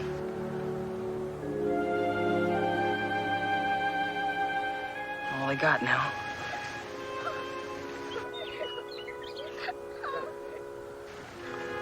They're all I got, too.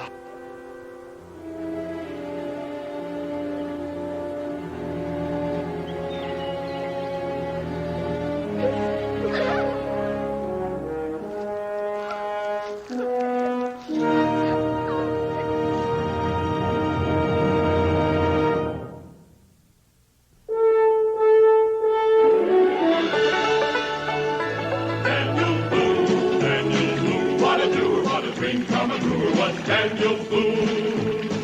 From a coonskin cap on the top of old Dan to the heel of his rawhide shoe, the rippenest, roaringest, fightingest man the frontier ever knew. Daniel Boone was a man, yes, a big man, and he fought for America to make all Americans free. What a Boone, what a doer, what a dream come true was he.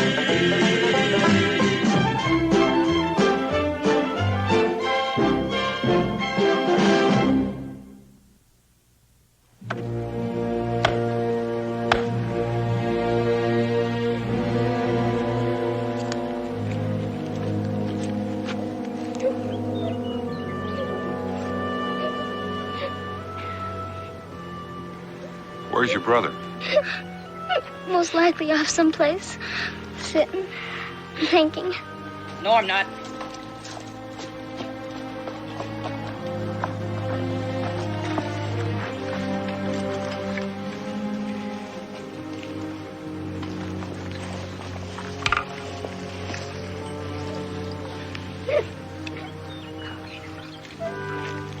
They ain't much, but it was all I could find.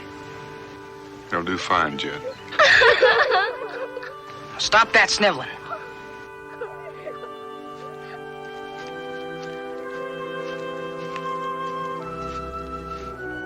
Pa always said to look to tomorrow. Can't do nothing about what's been done.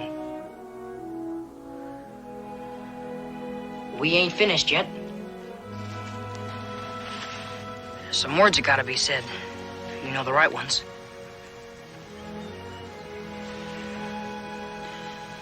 You've already said them, Jed. Better than I ever could.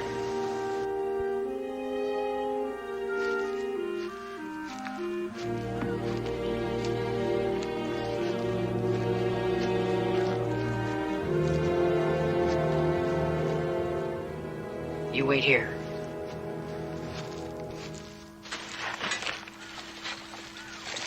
What are you doing? I'm gonna hide these furs What for? so I can come back and get them after I see to it that you all are taken care of. How do you aim to do that? Well, I reckon I'll take you to Boonesboro with me. Where's Boonesboro? It's about 100 miles northeast of here. What's gonna happen to us when we get there? I reckon we'll just have to wait and see.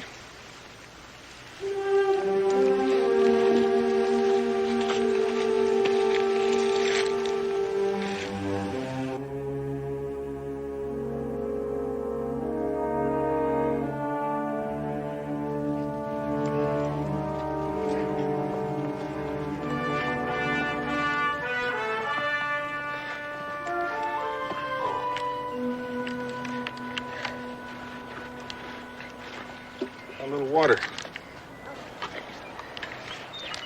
Something I gotta say.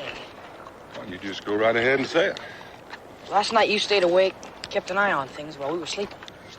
I figured that was the safest thing to do, considering we're still in the Indian country. Anyway, I want to thank you. You don't have to thank me, Jed. Yes, I do. Pa always said you had to thank folks for any kindness they done. All right, I accept your thanks.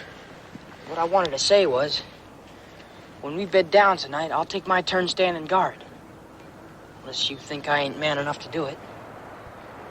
Jed, I think you're man enough to do anything you want to do.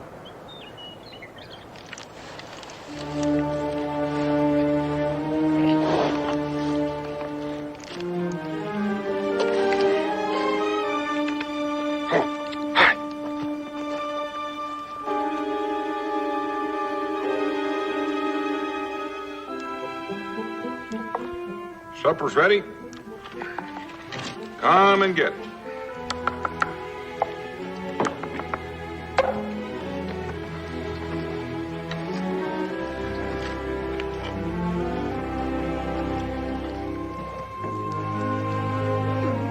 Tastes good.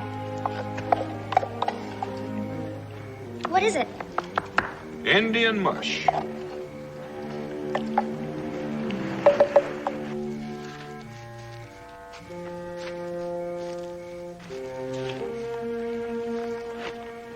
How do you make it?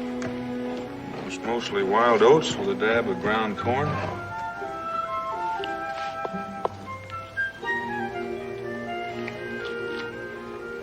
Seems sort of funny using bark off a tree for a dish.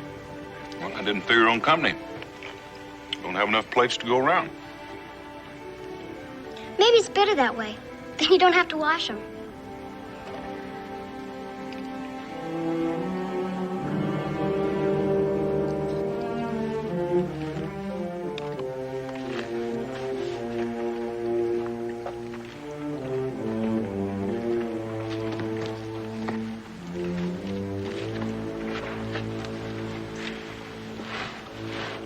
Something on your mind, Jeb?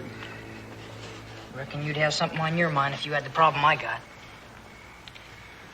I reckon I would, too. You're mighty young to be the head of a family. I'm old enough. How old are you? 13. Going on 14. And I know what you're gonna ask next. You've been hankering to ask it ever since we met up with you. What's that? You want to know if we got any kinfolk. Well, have you? Pa's got a cousin settled someplace out on the Tennessee. That's where we was headed next.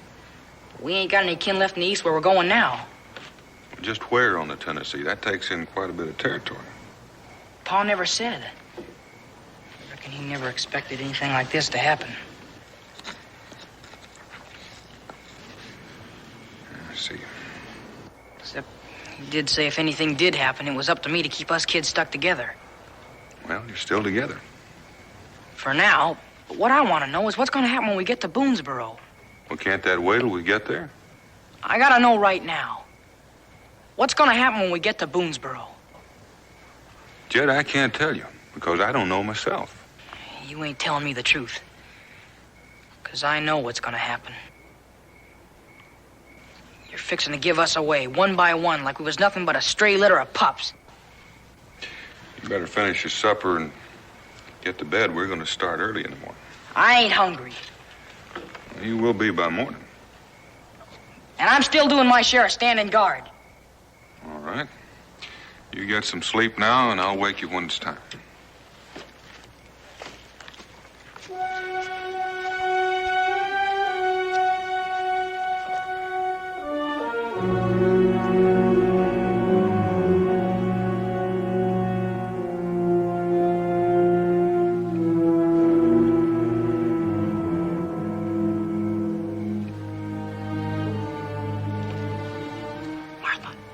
Martha, you awake? What's wrong? There ain't nothing wrong. Well, I gotta talk to you. I don't want Mr. Boone to hear us. You all right, Jim?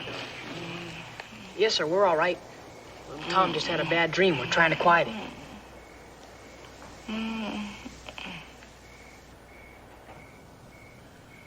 All right.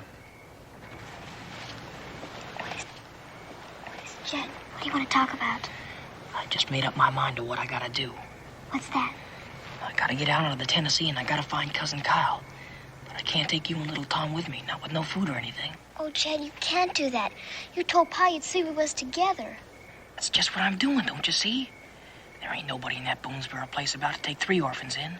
But they might take 2. Now, you gotta make sure you and little Tom don't split up. And you gotta stay at Boonesboro so I'll know where to look for you when I get back. You're coming back for us?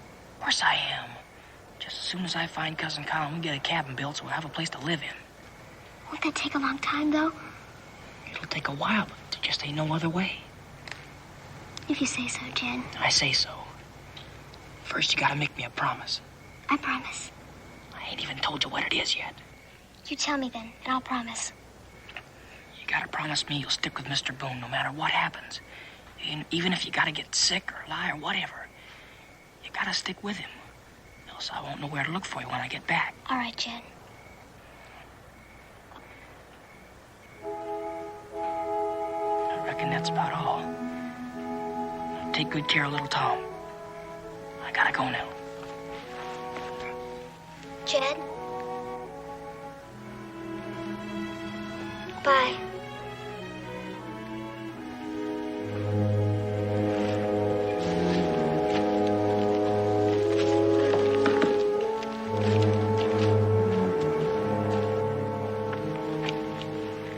Tommy asleep now? He's just having a nightmare and calling out for Ma. Took a little while to quiet him. Why don't you go on back to sleep, Jeb? It's not time for you to go on guard yet. It don't matter. I wasn't sleeping anyway. I was just lying there trying to think it all out. Maybe I can help. You can't do nothing. Nobody can. There's just nobody that cares. There's somebody, Jeb. Me. You're just saying that because you're feeling sorry for us. Well, that may be part of it. But I'd still like to help. No way you can outside of what you've done already. You better get some rest. You ain't been to bed for 2 nights now. Yeah, I guess I could use a little sleep at that. If you need me, just yell.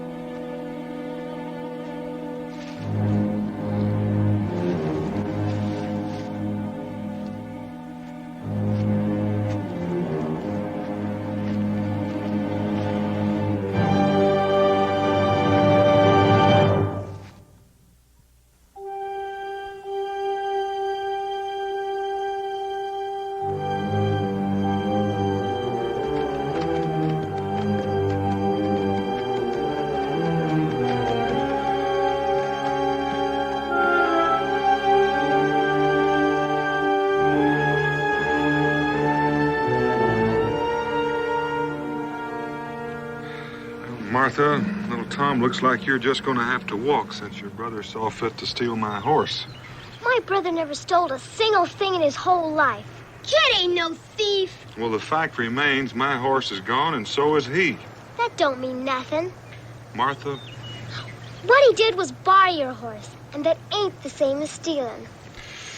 all right then. Why did he borrow the horse? I don't think I'm supposed to tell you. You knew he was leaving then, Yeah? and you didn't tell me. And all along, I thought maybe we were friends. I couldn't tell you. You wouldn't have let him go. Well, now, that's a fact. He's got no business being out in the wilderness all alone. Where did he go? Over to the Tennessee to find Cousin Kyle and build a cabin. So you all could live together. He must have told you about it, too. No, he didn't tell me exactly, but if I'd have been half smart, I'd have figured out what he was up to. You're mad at me because I didn't tell you. No, I'm not mad at you. But you sure could have saved me an awful lot of trouble. Are you still going to take us where we're going? Well, I can't leave you here. And I can't take the time to hunt your brother down. So it looks like I'm going to have an awful long trip after I get you taken care of.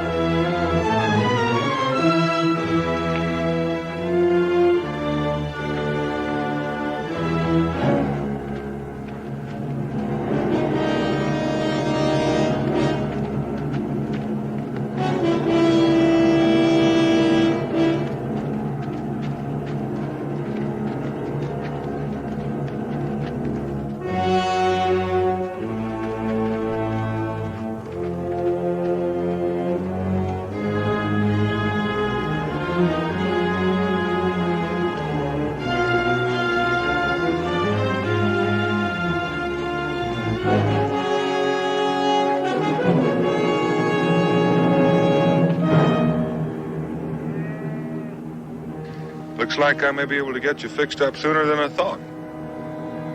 You ain't fixing to give us to no wagon train, are you? I can find somebody to take care of you.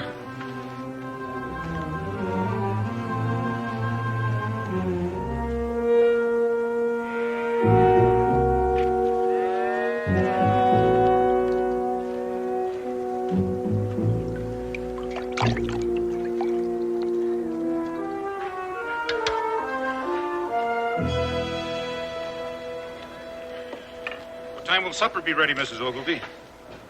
As soon as the stew gets done and I get these biscuits baked. Well, get it finished as soon as you can. Well, what's the matter with you, Mr. Ogilvy, that you're in such an all-fired hurry? We're in Indian country now. I want to get those fires out before dark. There's no sense in asking for trouble. I'm just hoping they haven't seen us already. Well, it'll still get done when it gets done, Indians or no Indians. You heard what I said. Get it done fast. Mr. Ogilvy. Yes, Otis. Come take a look.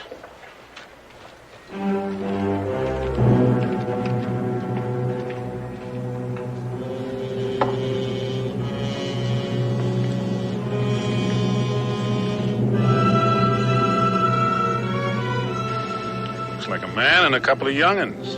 That's what it looked like to me. But what are they doing out here in the middle of nowhere? There ain't no settlement near here. Within 60 or 70 miles. It don't look right, Mr. Ogilvy. I don't like it. I'm not real sure I like it myself.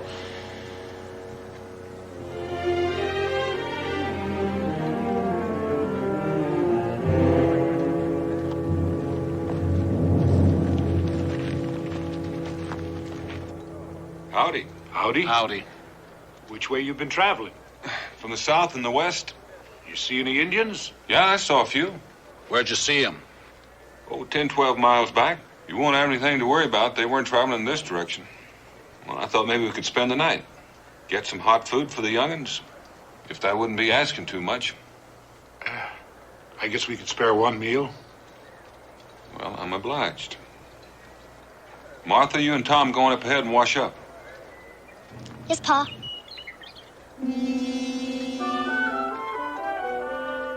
Paul.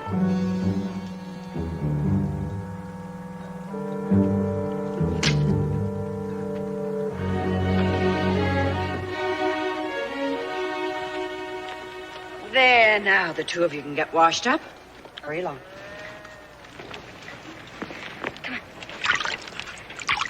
Now stop that squirming and listen to what I got to say. Mr. Boone is fixing to give us away to these folks on a wagon train. And if he does that, Jed ain't gonna find us. Do you understand? Mm-hmm. Now all you gotta do is keep shut up and let me do the talking. You hear? Yes, Martha. Now just remember, you and I have got to stay with Mr. Boone. Come on.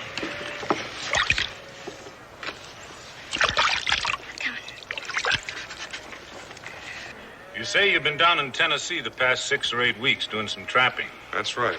Trapping must have been pretty poor. Nope, it was pretty good. How come you ain't toting any pelts? I had to hide the pelts in my gear in order to tote the youngsters. Do you always take your kids with you when you go trapping? I've already told you that their folks were wiped out by the Indians. You might say I came by them by accident.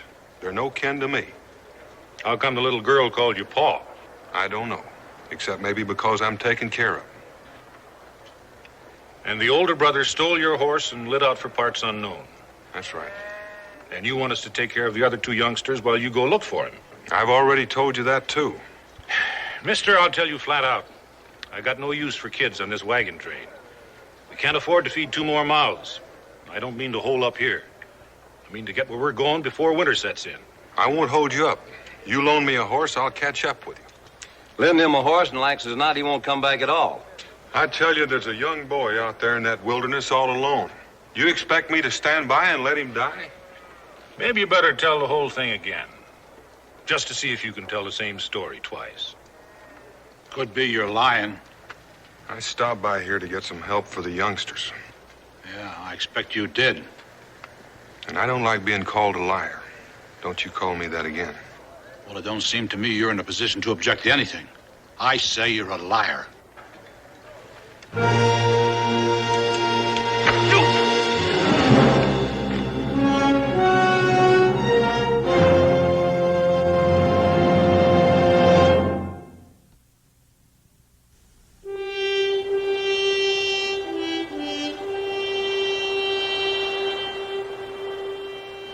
All right, get up. Come on, get up.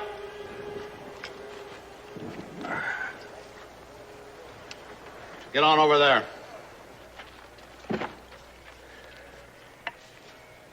I wish you could see those children eat. Like they'd never seen food before and never expected to see it again. Like as not, they won't. The way that man's been treating them. You know, Mr. Ogilvy, I've been doing some thinking. Now we got room in the wagon, so if Boone doesn't want those children... No. The Lord giveth, the Lord taketh away. If he intended us to have children, I don't reckon he'd have taken away the 2 we had. Or maybe he sent those 2 to us to make up our loss. I'll hear no more such talk. They're welcome to spend the night. Tomorrow they leave. But you just can't turn them away like that. I didn't ask them here. I'll not ask them to stay. We've hardly enough food to feed ourselves.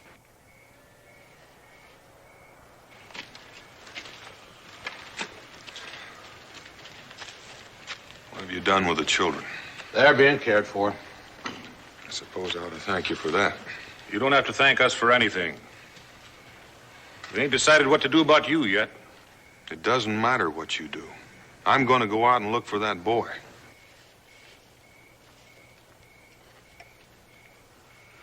And the children shall suffer for the sins of the father.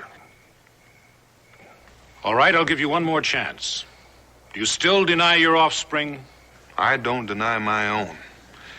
But I still say those 2 don't belong to me. You're a stubborn and unrighteous man. Mrs. Ogilvy, bring the children. Come along, children. Most likely they'll be asking us again. Now, you remember what I said. Come on. Come on. It's all right.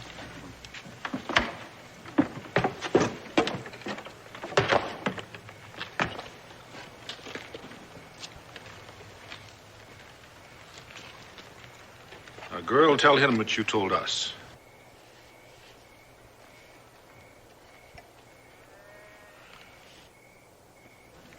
Don't be afraid, child. Tell us everything. We'll be sure he does you no harm. It ain't true. None of it's true what he said. Our ma's dead, but our pa ain't.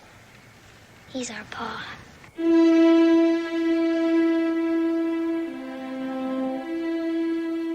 What about you, boy? He's our pa. Out of the mouths of babes. Do you still deny them?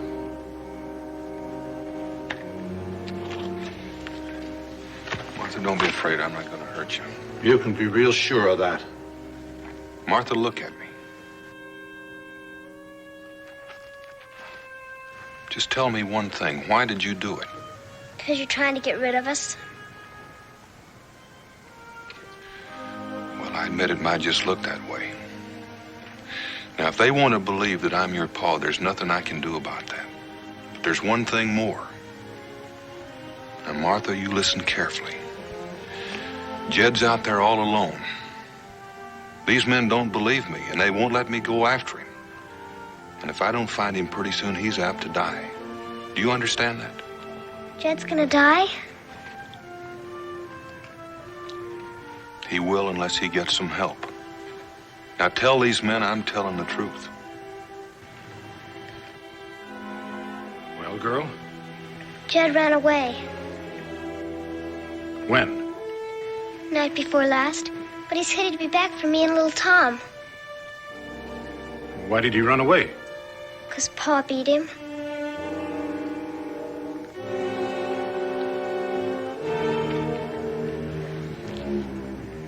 You're not gonna let Jed die, are you? No, girl, Jed won't die.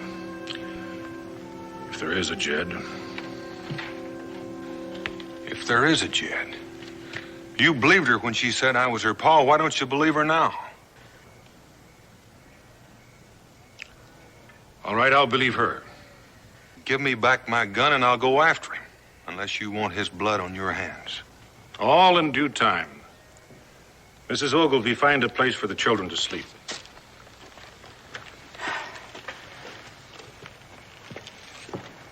Otis, you and Lige tie him up in case he tries to run away again. We'll stay here till daybreak. Daybreak? Why wait till then?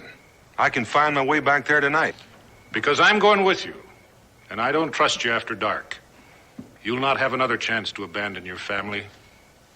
Tie him up.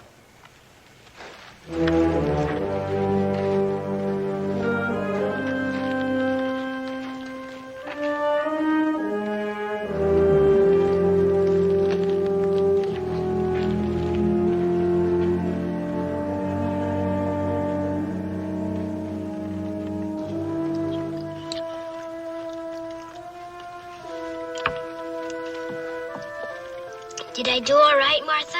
The way you told me to? You did real fine. Now wipe your chin. You've been dribbling again. Not with your sleeve. With your napkin like Ma taught you to. Now what's wrong? I want my Ma. Ma ain't coming back ever, little Tom. Now you just gotta get used to it. Now you stop your bawling and finish your supper. Most likely it'll be the last good meal we'll have till we get to Boonesboro.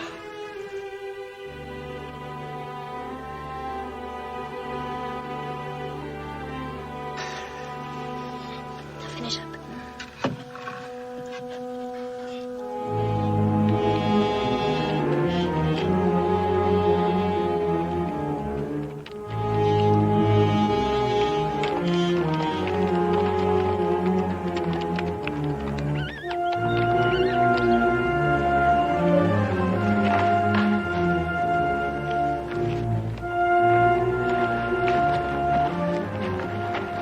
As good a place to camp as any.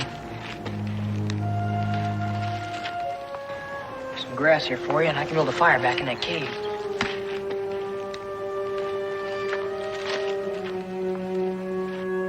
Now, do you believe me?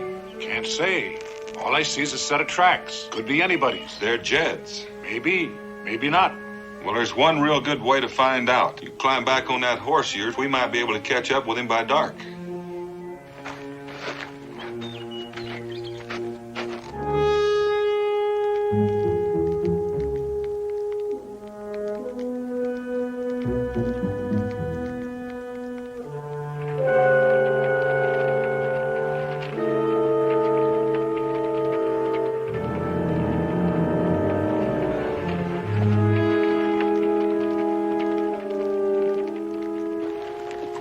horse. I reckon that'll be Jed in that cave. You know any reason he'd be heading west? I know. You gonna tell me? Nope. You haven't believed anything I've told you so far, so why should I bother? Jed?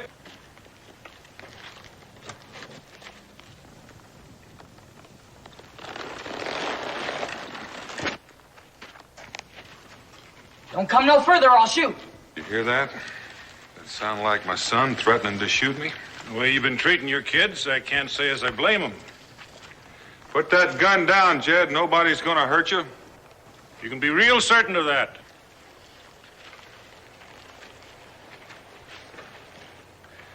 Now walk on ahead of me.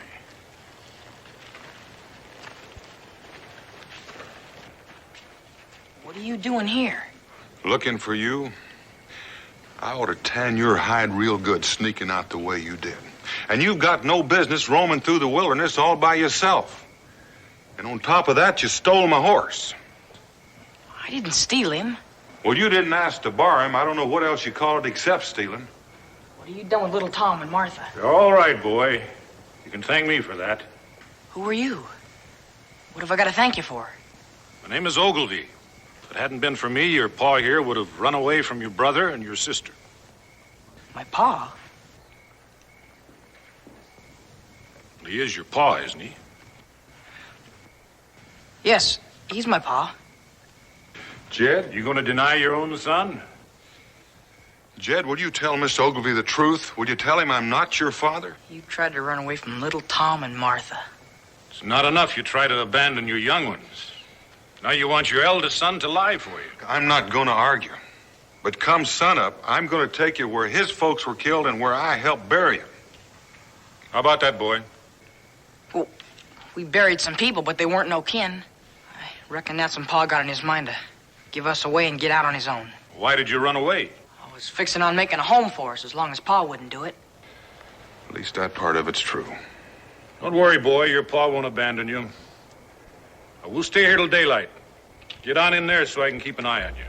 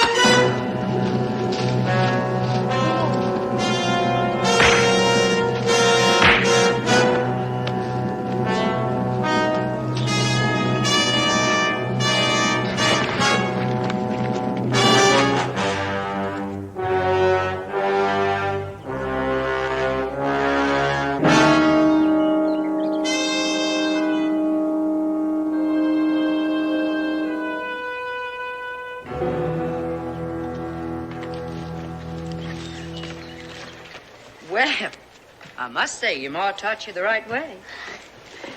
Did you ever help her with the washing? Yes, ma'am. And I can cook real good, too. I expect you can. How long's your ma been dead? Oh, seems like a real long time. Been traveling with your pa ever since? Mm-hmm. Seems to me you would have kept you home and seen to it that you got some schooling. We ain't got a home. Oh, well then, where was you headed when you come by here? Oh, Pa just decided to go from town to town, find someone who might take us in. I declared. Don't understand a man that to give his children to the keeping of strangers. It just don't seem natural. No, ma'am. Well, we're not getting much done just standing here and talking, are we? Martha! Martha! Jed's come back. Jed? I told you he's come back. Come on.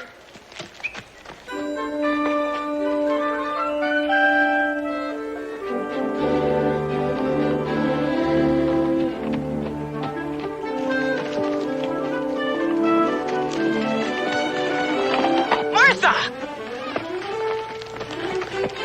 Jed! Jed!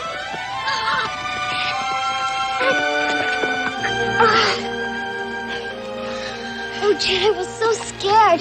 Mr. Boone said you was apt to get yourself killed. Oh, shucks, I was all right. Did you see any Indians? Saw some on the way back. We got them before they could do us any harm. Oh, Jed, I'm so glad you're back. I don't think I could have stood it much longer. You stop your crying. You still got some planning to do if we're to stay together. Jed, I told these people Mr. Boone was our pa. I couldn't think of nothing else to do. I know, and you did right. Otherwise, you might be traveling someplace with this wagon train, and likely I'd have never found you. Come on, let's go. Well, you must be Jed. Seems like I heard nothing else the past few days. Jed, this is Mrs. Ogilvy. She's been taking care of me and little Tom. Thank you for it, ma'am. I hope they didn't give you any trouble. Oh, land sakes, no, it was a pleasure. I ain't had a chance to wash up real good. Oh, well, you go right ahead and get yourself clean, and I'll get you something to eat real soon.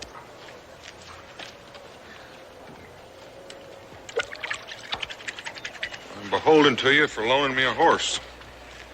I'm glad the boy's safe. I want no thanks from you. I'll be picking up my pack of furs tomorrow. You could use a few. They're good in trade wherever you're going. I want none of your goods either. I'll take no pay for having done a Christian deed. Well, I'll pick up the young'uns and we'll be on our way.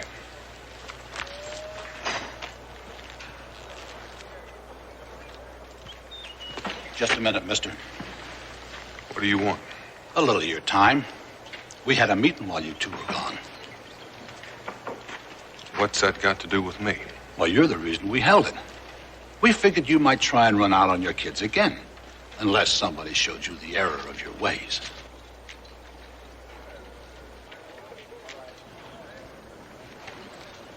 Now, don't give us any trouble. What's the meaning of this? Well, I was telling Boone here that we held a meeting while you were gone. I don't think I understand. Well, the way we figure it, any man who would desert his family should be taught a lesson. Then if he ever got tempted again, he might think better of it. Well, what did you have in mind? Well, we figured a good whipping might help him remember a while.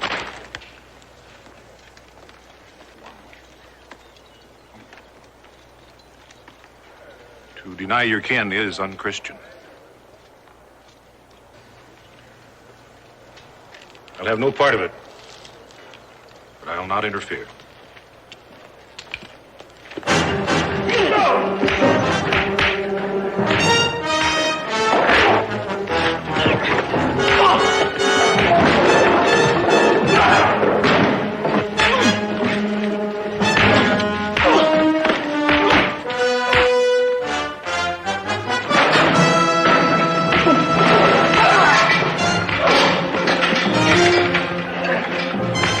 Here, children, get over there.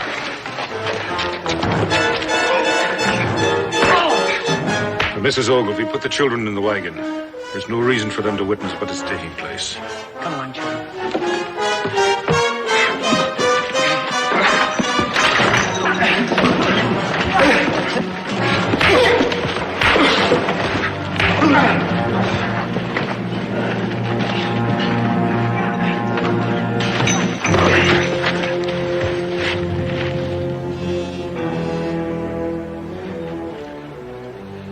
Pick him up.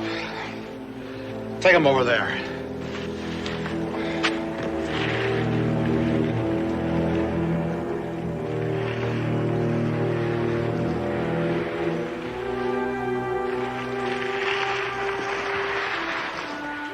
Where are they taking him? They're gonna hurt him some more, ain't they? On account of me and little Tom and Martha. Judgment has been passed. If it's the Lord's will, why should we question it? I reckon I'm gonna question it. Do as I say, boy. Get back in the wagon with the others.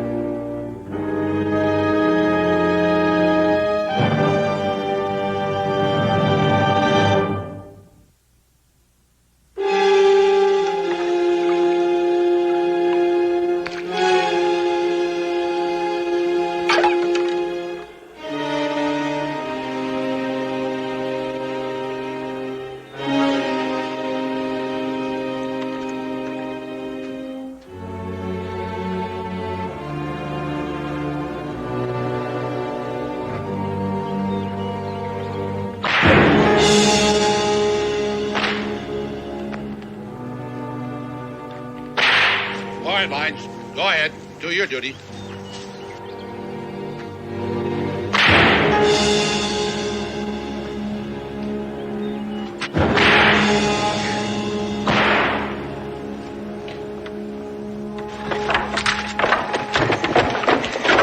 Martha, no.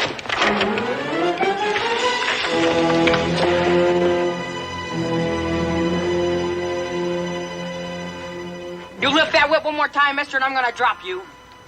What's got into you, boy? We're just doing what needs being done. No, you ain't. If anybody needs a whipping, it's me. Now cut him down.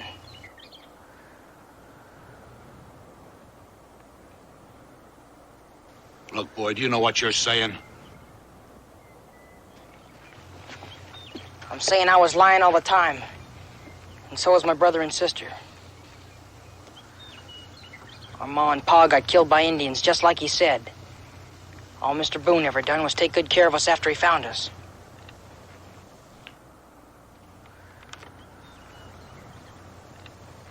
Cut him down, Lige.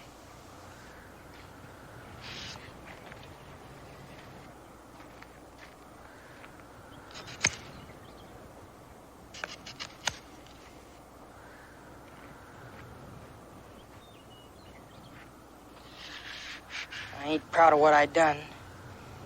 Right offhand, I couldn't think of no other way.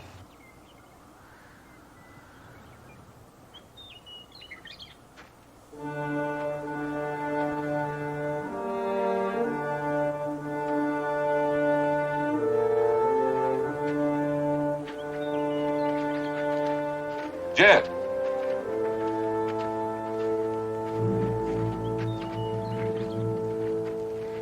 Look at me, Jed. I can't. Why not? I reckon you know why. Are you ashamed of what you did? My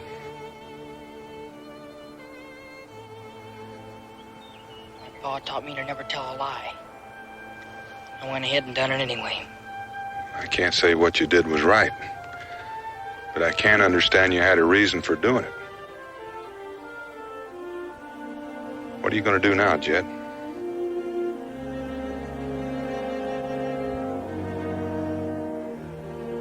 The three of us will keep on going to the Tennessee and look for Cousin Kyle.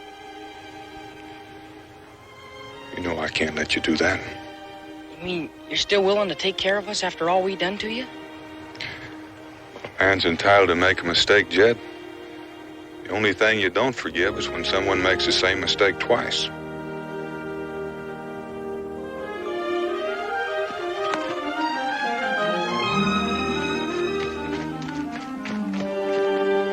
Mr. Boone, did I hear the boy say something about the Tennessee? It's where they were heading when the Indians jumped them. They've got some family out there someplace. Why? Well, I was just thinking. Mrs. Ogilvy is very fond of the children. We lost 2 of our own. She gets lonesome.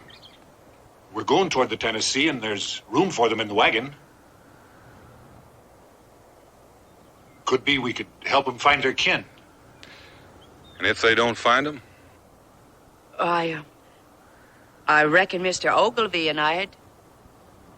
Well, we'd be right proud to raise them as our own. I promise you they'll be together. What do you say, Jed? I'll do anything you tell me. And I think you'd do well to go with the Ogilvies.